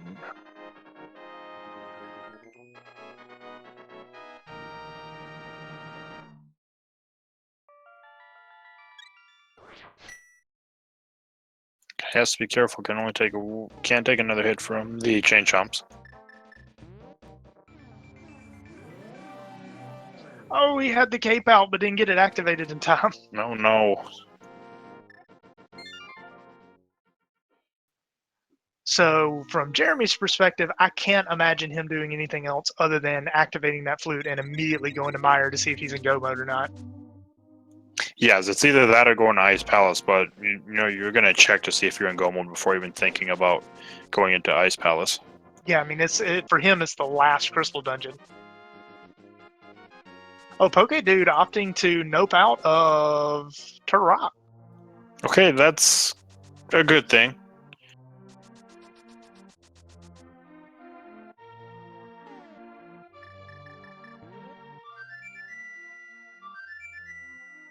See very quickly here what the requirement is. It looks like it's Quake, so we are in go mode. Yeah, he's gonna check the shed. I'm guessing he's hoping for red mail or silvers right now, because there's nothing else that's needed. Yeah, I don't know that I would go too far out of my way, but I think this is a relatively okay check, both for red mail and for silvers. I think the time you save with silvers is worth the time invested to check at least those two chests. Yeah, the shed for sure. He's gonna check Checkerboard Cave as well. And Jeremy gonna fill up on blue potions. He's got 3 blue potions now because he picked up the one from Argus. Yeah, I mean, without silvers, you certainly could use bow strats on Vitreous, but most people opt to. Some people damage boost. He doesn't have the Cane of Burnout or the Magic Cape, so he will either slash through the eyeballs or have to damage boost using spin strats or dash strats. Well, actually, it'd have to be spin strats. Yeah, well, we'll see if Jeremy decides to check the Checkerboard Cave because that was our silver location.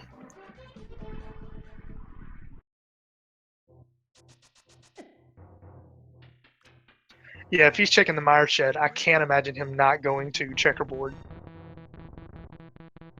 And Pokedude going back. Okay, it's like he went back into there, but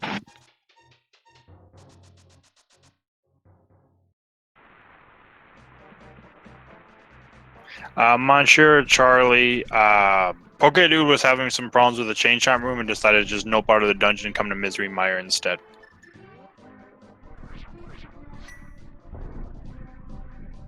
Jeremy did not go to Checkerboard. Nope, and I don't see him checking it when he's done with Misery Mire, so he will not have silvers for the Ganon fight. And that's a shame because when Ganon spoils the Silver Arrow location, he's going to say Dark World, which for him right now could mean Graveyard Ledge, could mean Catfish. I'm trying to think if there are any other locations he skipped out on, but there could be a number of locations that aren't easy to get to. I don't think he checked Spike Cave. I think that was Pokedude that checked Spike Cave.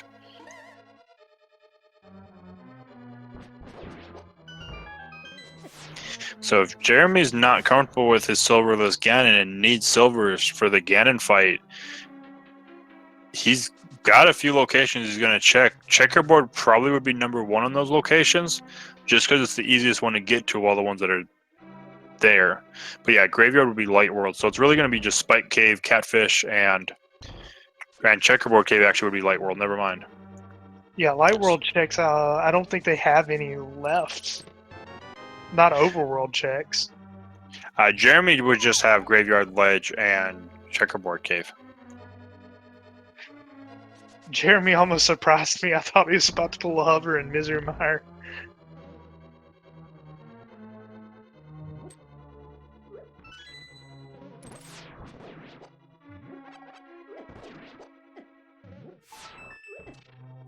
I did some hover practice today, and by hover practice, I mean I jumped in a bunch of holes.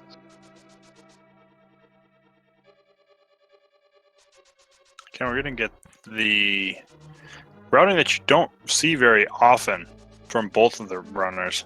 Yeah, they're actually in perfect sync right now.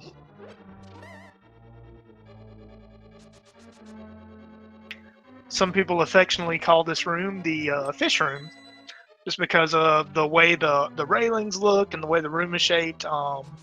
Not actually required for a full clear of Misery Mire.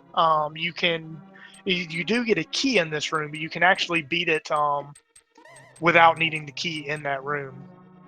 Jeremy taking a little bit of damage over the spikes. Pokedude's going to use his magic cape to good effect here. Worth noting, the spikes will do 1 full heart of damage regardless of the mail that you have on.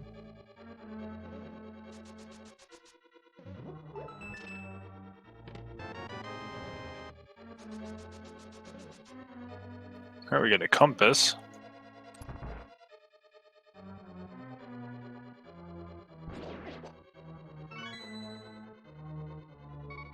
Jeremy's going to have to be just a little careful. He is low on health. Well, he's using the magic powder on that anti-fairy, so he's Yep. good.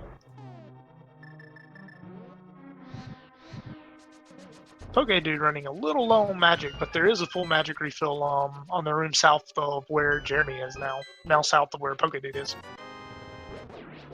Yeah, and he should have enough with the lantern. Okay, so first item in Mire is just 5 rupees.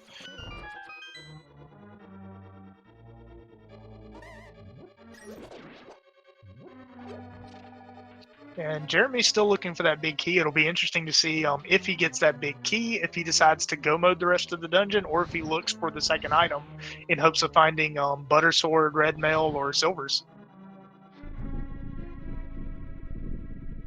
Yeah, and we know the only item that he'll find of those 3 is going to be Red Mail, if he finds anything.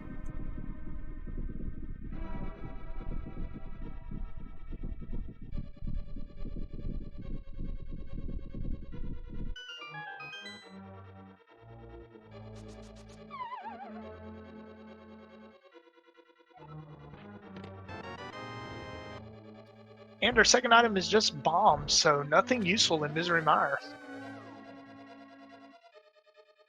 Nope, not today. So that leaves the big key. The only possible location for the big key is going to be the chest that is to the room to the west of the big chest itself.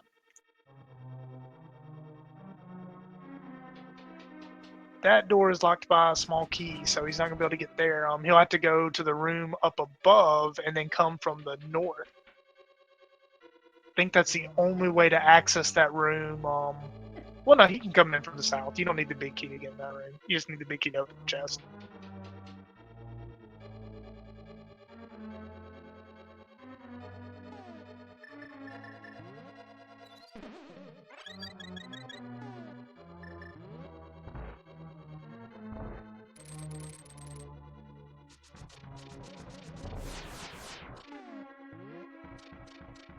It's going to be slightly annoying for him because he's going to get the big key and then have to go through that whole room again. It's one of the more annoying big key locations in the game because that's almost always the last chest you check. Yeah, but I don't think he actually needs that chest. Oh, the big key? No, he found the blue rupees and the bombs. Yeah.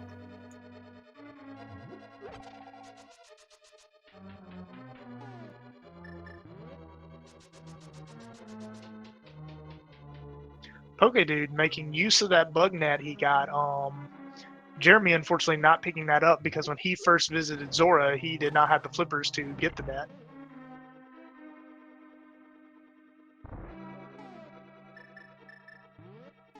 Ooh, he opened up his select menu. I thought he was about to save and quit out of Mire for a second. Pokedude.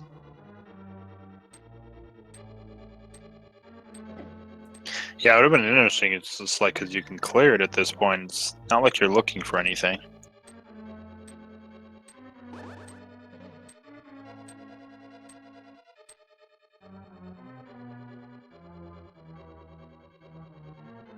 Yeah, not quite sure what that fireball hit, but Jeremy not quite making it up to the switch.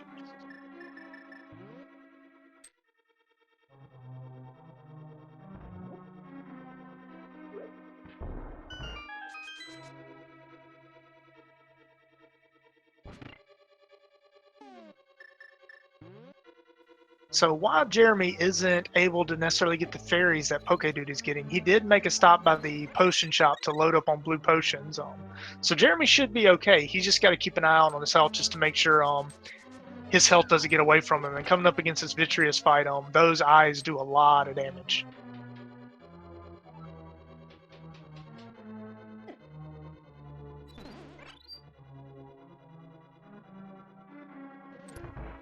All right, so here comes Jeremy's Vitreous fight. Let's see how he does.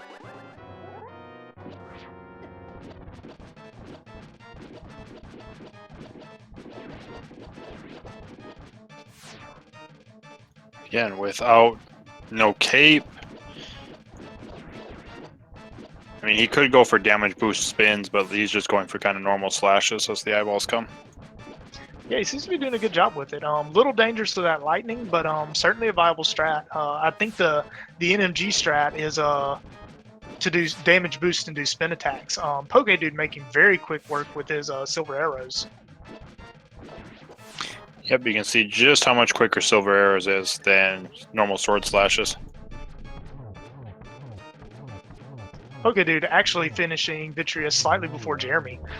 So they're both headed back up to Death Mountain at this point. The difference is that Jeremy's going to Ganon's Tower. Yep, Jeremy's going to be going to Ganon's Tower, and Pokedude is going to be going to Turtle Rock. But with Jeremy going to Ganon's Tower, do you know what time it is? Oh, yes. We have a game that we like to play here at Speed Gaming. Go ahead and get your numbers in chat. What chest do you think the Ganon's Tower Big Key is going to be located in?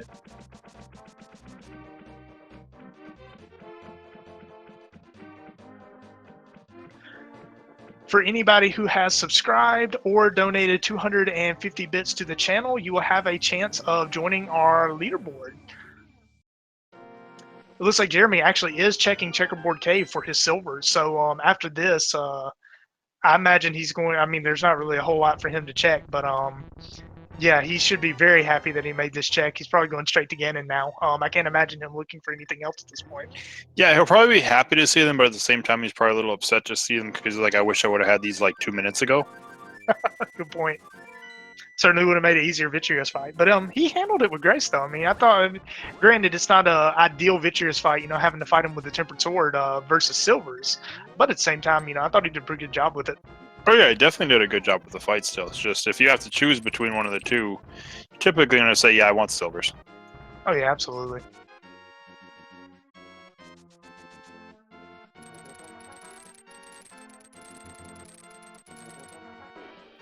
Yeah, but right now with Jeremy actually picking up the silver arrows, he is gonna. Right now, the race is his to lose. He is gonna have to make some mistakes because Pokedude still has to go all the way through Turtle Rock. Yeah.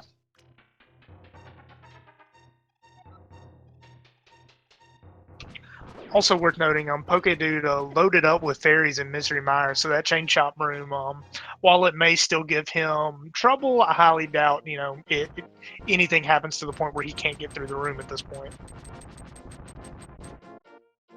Jeremy getting dead rocked.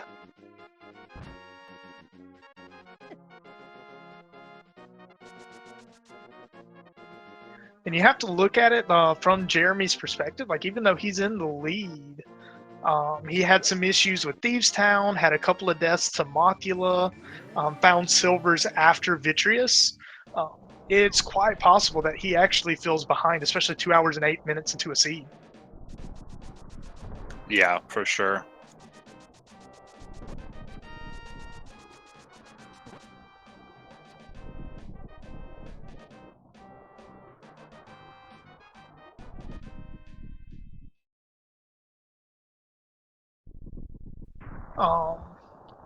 Chat asking why the seed is a little slow. One of the big bottlenecks was the mirror was actually locked in the purple chest, which you can't access until you get the blacksmith. And in addition to that, mirror was actually our Death Mountain access. So it took a while before we reached that point of the game.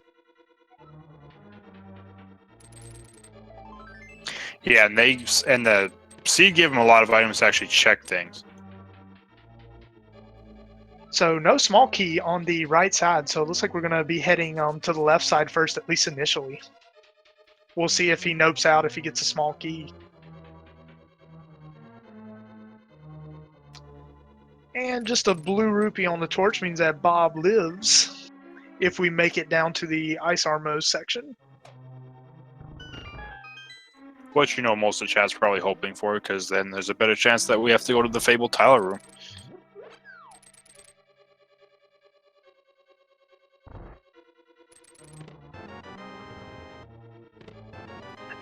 Oh, there's the big key.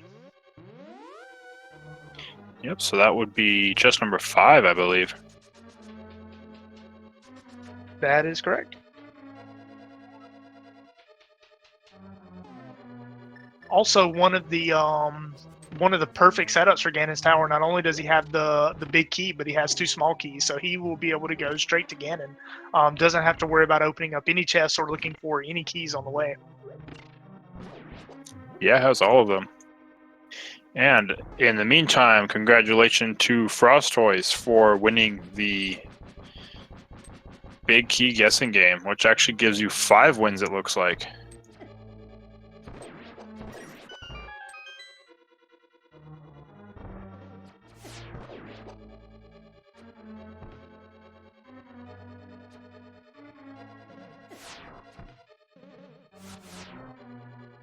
These rooms can be so challenging without Mirror Shield.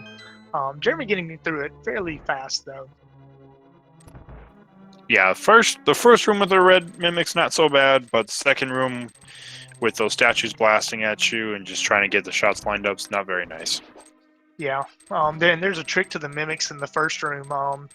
If you grab the wall without moving, so just a neutral grab against the wall, you can actually steer them that way. Jeremy decided to use sword buffers, which is another way. I think it's actually slightly faster than doing the wall grab,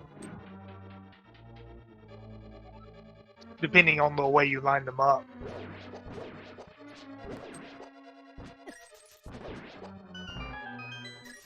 And Jeremy beginning his gauntlet. He's a little low on health. He does have safeties, but they're potions, so he does have to keep an eye on his health.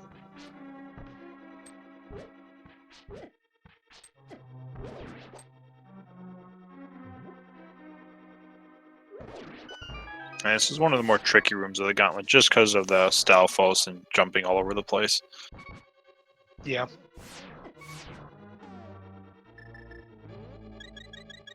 Oh, gets down to 1 heart, decides to use that potion. Yeah, I definitely agree with that decision. This is not a room you want to have 1 heart on.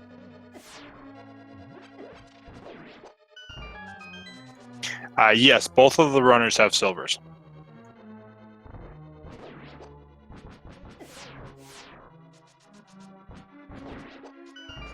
And Pokedude actually, I think he skipped both the big chest and Mimic Cave, so he's not going to get half magic, and he had to do Laser Bridge because of that.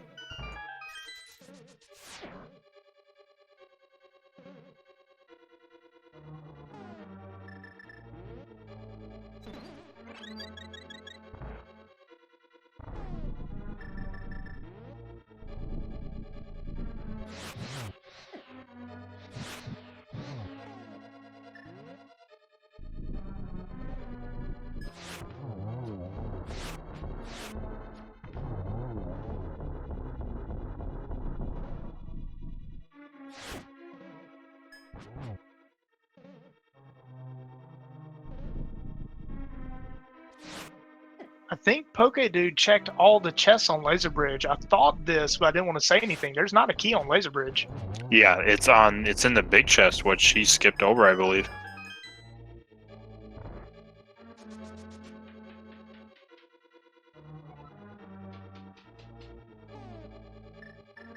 And unfortunately, he can't take a Death Warp because he used the safety door. Yep, so he has to go all the way around and go find that key now, so he has to think, what did I skip? Also, on his way back, I hope he has enough magic to create another Samaria block on the track. Because he has fairies, I don't think he has any magic potions. Yeah, that's true. If he goes to the he's going to go to the Poke Room. I believe one of these pots actually has a magic.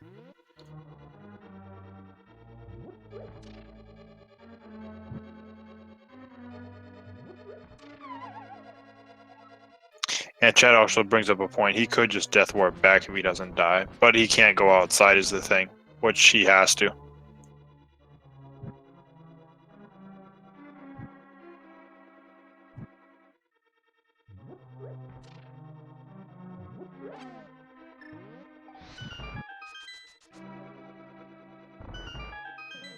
Still gonna skip Mimic Cave.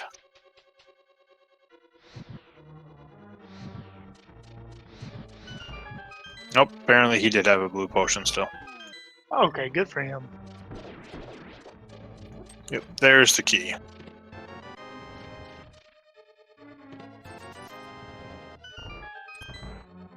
Jeremy opened more chests up looking for, I'm guessing, Butter Sword.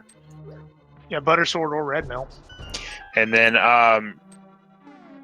question was asked in chat, the sword upgrade was in the Graveyard Ledge, if I'm not mistaken. Yes. We had Butter Sword on Graveyard Ledge, we had Half Magic in Mimic Cave, and then we had Silvers in Checkerboard Cave.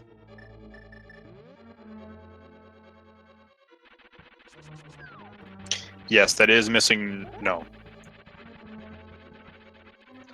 Moldorm not really giving Jeremy much of an opening there. No, not at all. Jeremy handling it just fine, though. We'll be moving on to Aga 2 after one of my third least favorite rooms in the game. And we get a big 20 out of Trolldorm's treasure.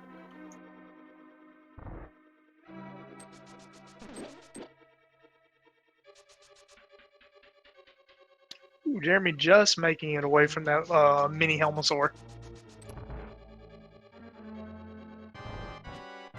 Yep, and here's Aga 2. Old Pokedude's gonna make their way back to Trinex. So Jeremy getting a double on the first phase. Yeah, it sounded like a double.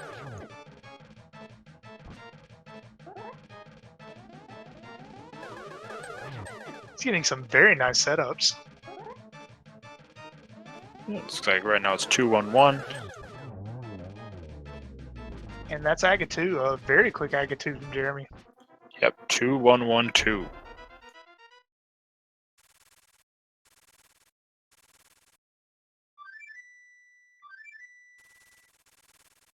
So now Jeremy just has to take down Ganon and go to the Triforce room.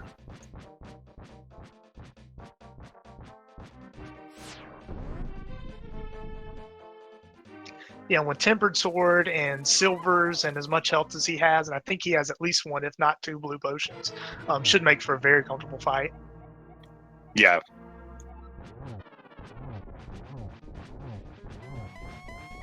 And Ganon going philosophical on us, asking why we have a light in the fridge.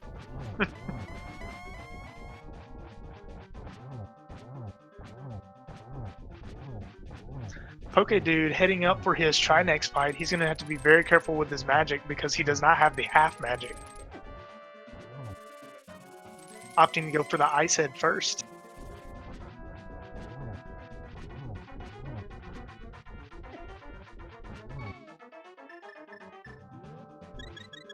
Yep, goes down to 1 heart. He's gonna wisely use one of those blue potions he has.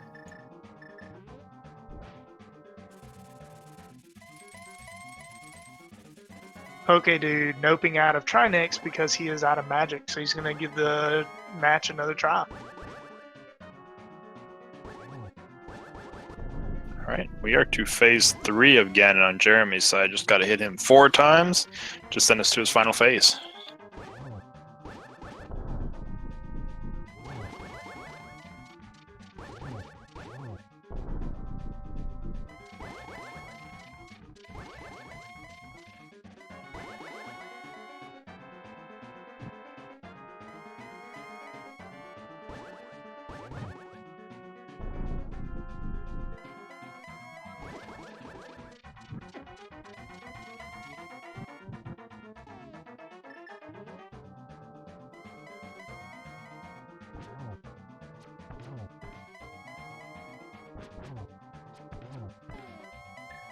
Alright, there's 2 arrows.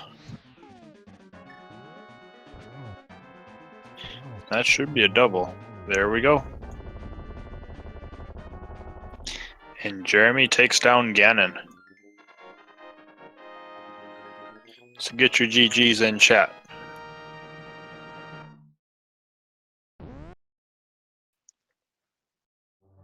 Meanwhile, Pokedude having a much cleaner Chinex fight second time around. Yeah, and since Jeremy has entered the Triforce room and ending the domination of Dr. Wily, because, oh no, but Pokedude does take a death, but it's got fairies, so it should be okay. But JeremyTrammer does finish with an official Speed Racing TV time of 2 hours, 19 minutes, and 45 seconds.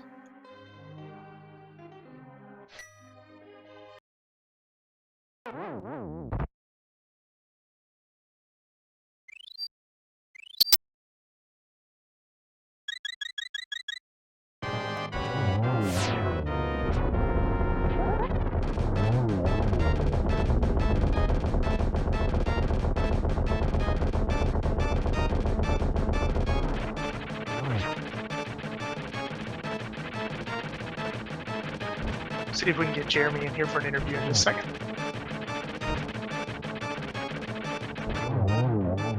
Alright, looks like he's in the ready room. I'm going to go ahead and bring him in. Jeremy, GG, man. Oh my gosh. I am literally shaking right now. How did you feel coming into Ganon's Tower? Did you feel like you were behind, or did you think that you were still in the running? How did you feel? Honestly, I was waiting for the dot done from the second I walked in. My last race, I literally walked into Ganon's Tower.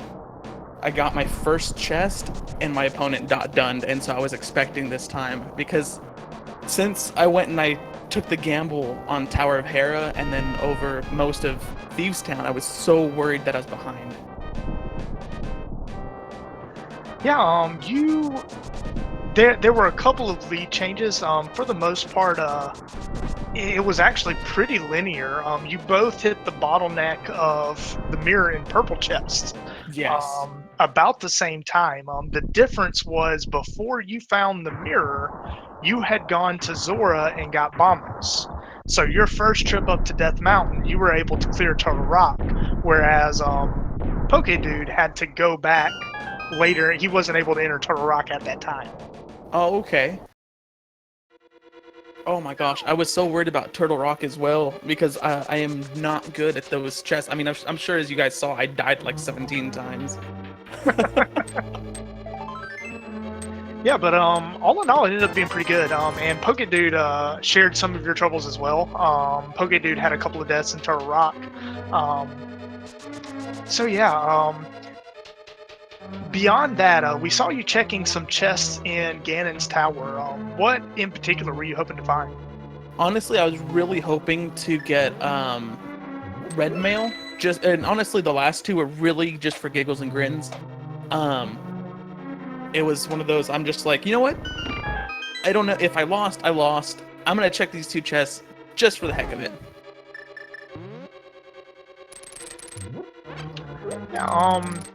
So your opponent actually did not find red mail either, but your opponent did find the Butter Sword. Butter Sword was located in Graveyard Ledge. See, and I thought about going back there, but after I was so worried about getting that flute, and as soon as I got that flute, I'm like, okay, that's it. I've made the mistake before of having go mode and not going. I'm gonna push for it, and I'm just gonna non-stop. Let's just go mode.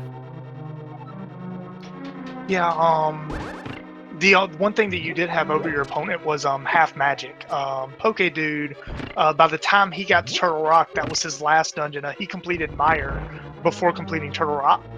So he actually go moded Turtle Rock. Oh, no kidding.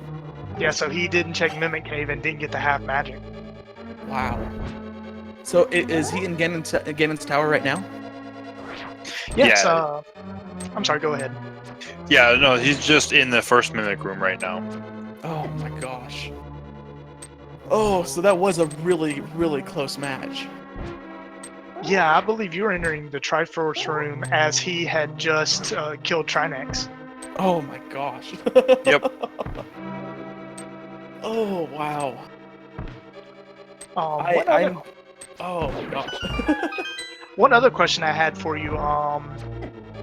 One thing Pokedude did different from you was he checked Checkerboard Cave before going into Mire. So how did it feel to finish Vitreous and then find the silvers in the very next check? Honest to goodness, I screamed, like a 12-year-old girl at like her favorite band's concert. I mean, I saw that and I thought to myself just as I was finishing Misery Mire, I'm like, you know what? I'm gonna take the gamble. Again, if I lose, I lose. But I'm gonna gamble this, try to see maybe there might be silver arrows up here. And I walked in, and like literally the second I walked in and they loaded in, I screamed like a little girl. I swear. So you were more happy just to see them than you were frustrated that you didn't have them for pictures. Oh, absolutely. Okay, cool. Sir Linkalot, do you have any questions? I guess the question is, if you wouldn't have found silvers, where you did, or in Ganon's tower at all, when Ganon would have given you the location, would you have tried silverless Ganon? Would you have went and found the silvers at that point without a dot done from your opponent? I would have tried silverless. I'm not good at silverless. I am absolutely horrible at silverless. My last match was my very, very first time ever doing silverless Ganon. So I definitely would have tried. I've done it once with Buttersword in my last match, but doing it with Tempered, I didn't know how many extra it was going to take, but it was definitely going to be worth the shot, especially if there was not a dot done. Yeah, if I'm not mistaken, as far as Tempered, Silverless, there doesn't change the amount of spins that you need at the end. The number of slashes you need, it changes, but Master Sword, you have like 12 additional spins to kill him, I believe. Gotcha. Yeah, I'm I am just so happy I did not have to go silverless, and I just kept going back and forth in my head. I'm like, okay, maybe he doesn't have silvers, maybe he doesn't have this, maybe he had a lot more trouble trying to find the mirror than I did. There's still a chance, just keep running. Yeah, I think the only notable item, well, two notable items he got that you didn't get. The first one was he did defeat Blind and was rewarded with the Magic Cape, but without half magic, he's not able to take a lot of advantage on that, although it did make Laser Bridge a little easier for him. And then beyond that, because he checked Zora later than you, he had the flippers, so he was able to get the bug net off of the ledge, and he's actually made a lot of use of that, capturing fairies for safety. Oh man, yeah, when I saw that bug net and I didn't have flippers, I'm like, okay, well, there goes one of my security items right off the bat. But as soon as, when we first opened, I think it was like the 4th chest in the game, and we got that magic powder, I'm like, this is just the best thing I could have gotten. This is going to absolutely save me. And it did multiple times. All right, do you have anything else you want to share to your fans and viewers? Honestly, I just want to thank everybody for coming out and watching this match. This is my very first restreamed match. I'm not gonna lie, I was super, super nervous coming into it. Definitely, if you guys want to, give these guys a follow. These commentators are awesome. The tracker is awesome. The restreamers, I mean, all of the administrators that run this entire tournament. It's absolutely worth following these guys and finding out some of the information that they have, and the amount of knowledge that they have in their brains is just phenomenal. All right, well, thank you for the interview, Jeremy. Sterling Slot, do you have anything else you want to ask before we bring the attention back to Pokedude? Finished up? Yeah, the one question, because I believe Pokedude, when he did this, when you did your initial route through Kakariko, because you already had Shovel and Powder, but you skipped checking Shovel Spot and Magic Bat when you had access to both of them. Were you thinking about that at all? Because I know usually you don't even have those items that early in the game. I was, and I really thought about it, and then I second guessed myself with Purple Bat, because I thought to myself, I'm like, okay, well, I still have to get Mirror, and I have to get Titan's Mid. if I can get both of those, then I can just do the entire full run for that, and then stop by on the way down, mirror in the Flute Boys area, dig that up, just do it all in one fell swoop. But yeah, I was so worried about time. And you know what? Actually, now that I'm thinking about it too, I think this is a PB for me. Congratulations. Congratulations. Thank you guys so much. Yeah, it looks like Pokedude is about to make his way, just entering the Aga 2 fight.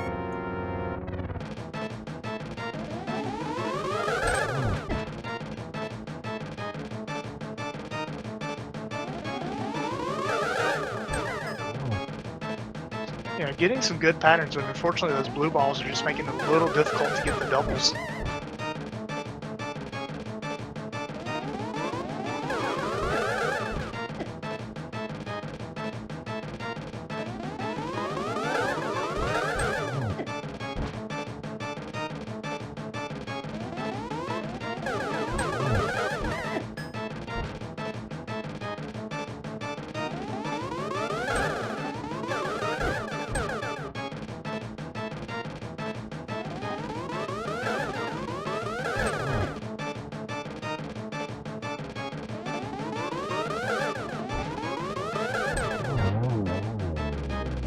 And Pokedude finishing up Aga 2, so he'll be heading down onto Ganon.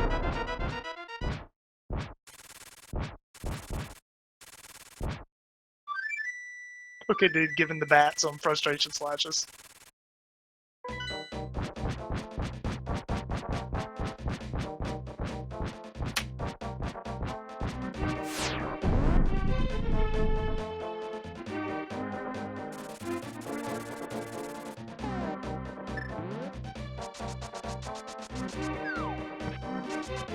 Looks like he might be heading down here to get this fairy as a safety before the Ganon fight. Oh, he's mirroring out. Yep, might be fluting to go get some potions. Not a bad idea. He does has half his magic left and doesn't have half magic, so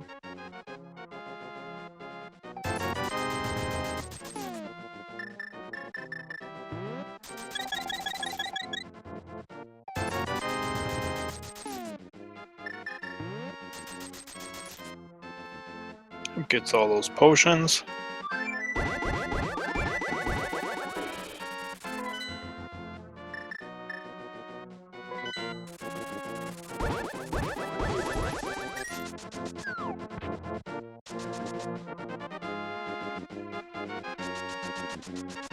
I was so happy to go in with those 3 blue potions. I was so worried about that.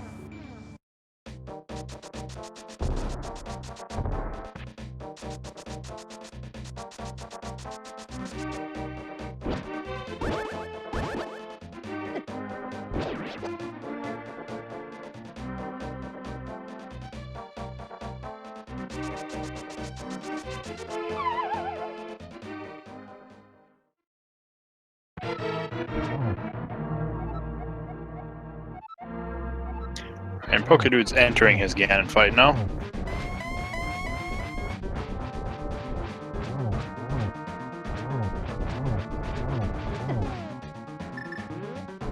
yeah, with Buttersword we might actually get a 1-in-1. He's already on the second phase.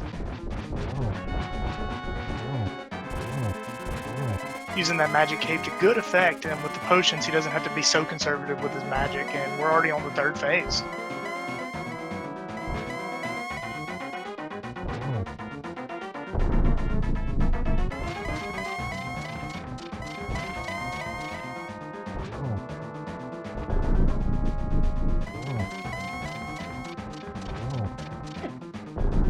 Yep, and 2 hits away from phase 4.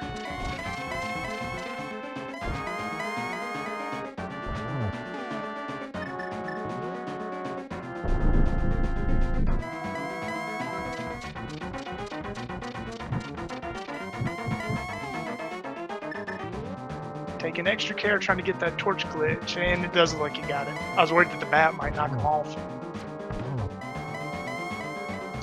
Yep, he did. And let's see. One arrow.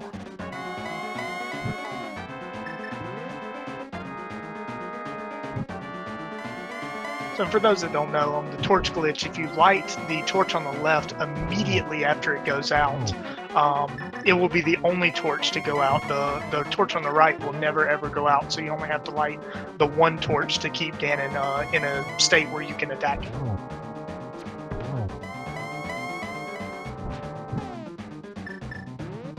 And I believe that was a third arrow, so one more arrow and we're good to go. Yeah, one more, I believe.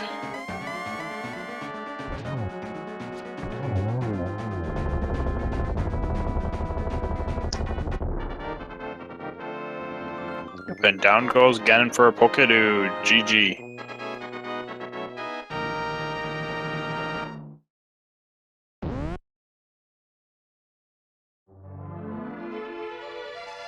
So Pokedude has entered the Triforce room. Looks like he has an official Speed Racing TV time of 2 hours, 35 minutes, and 42 seconds.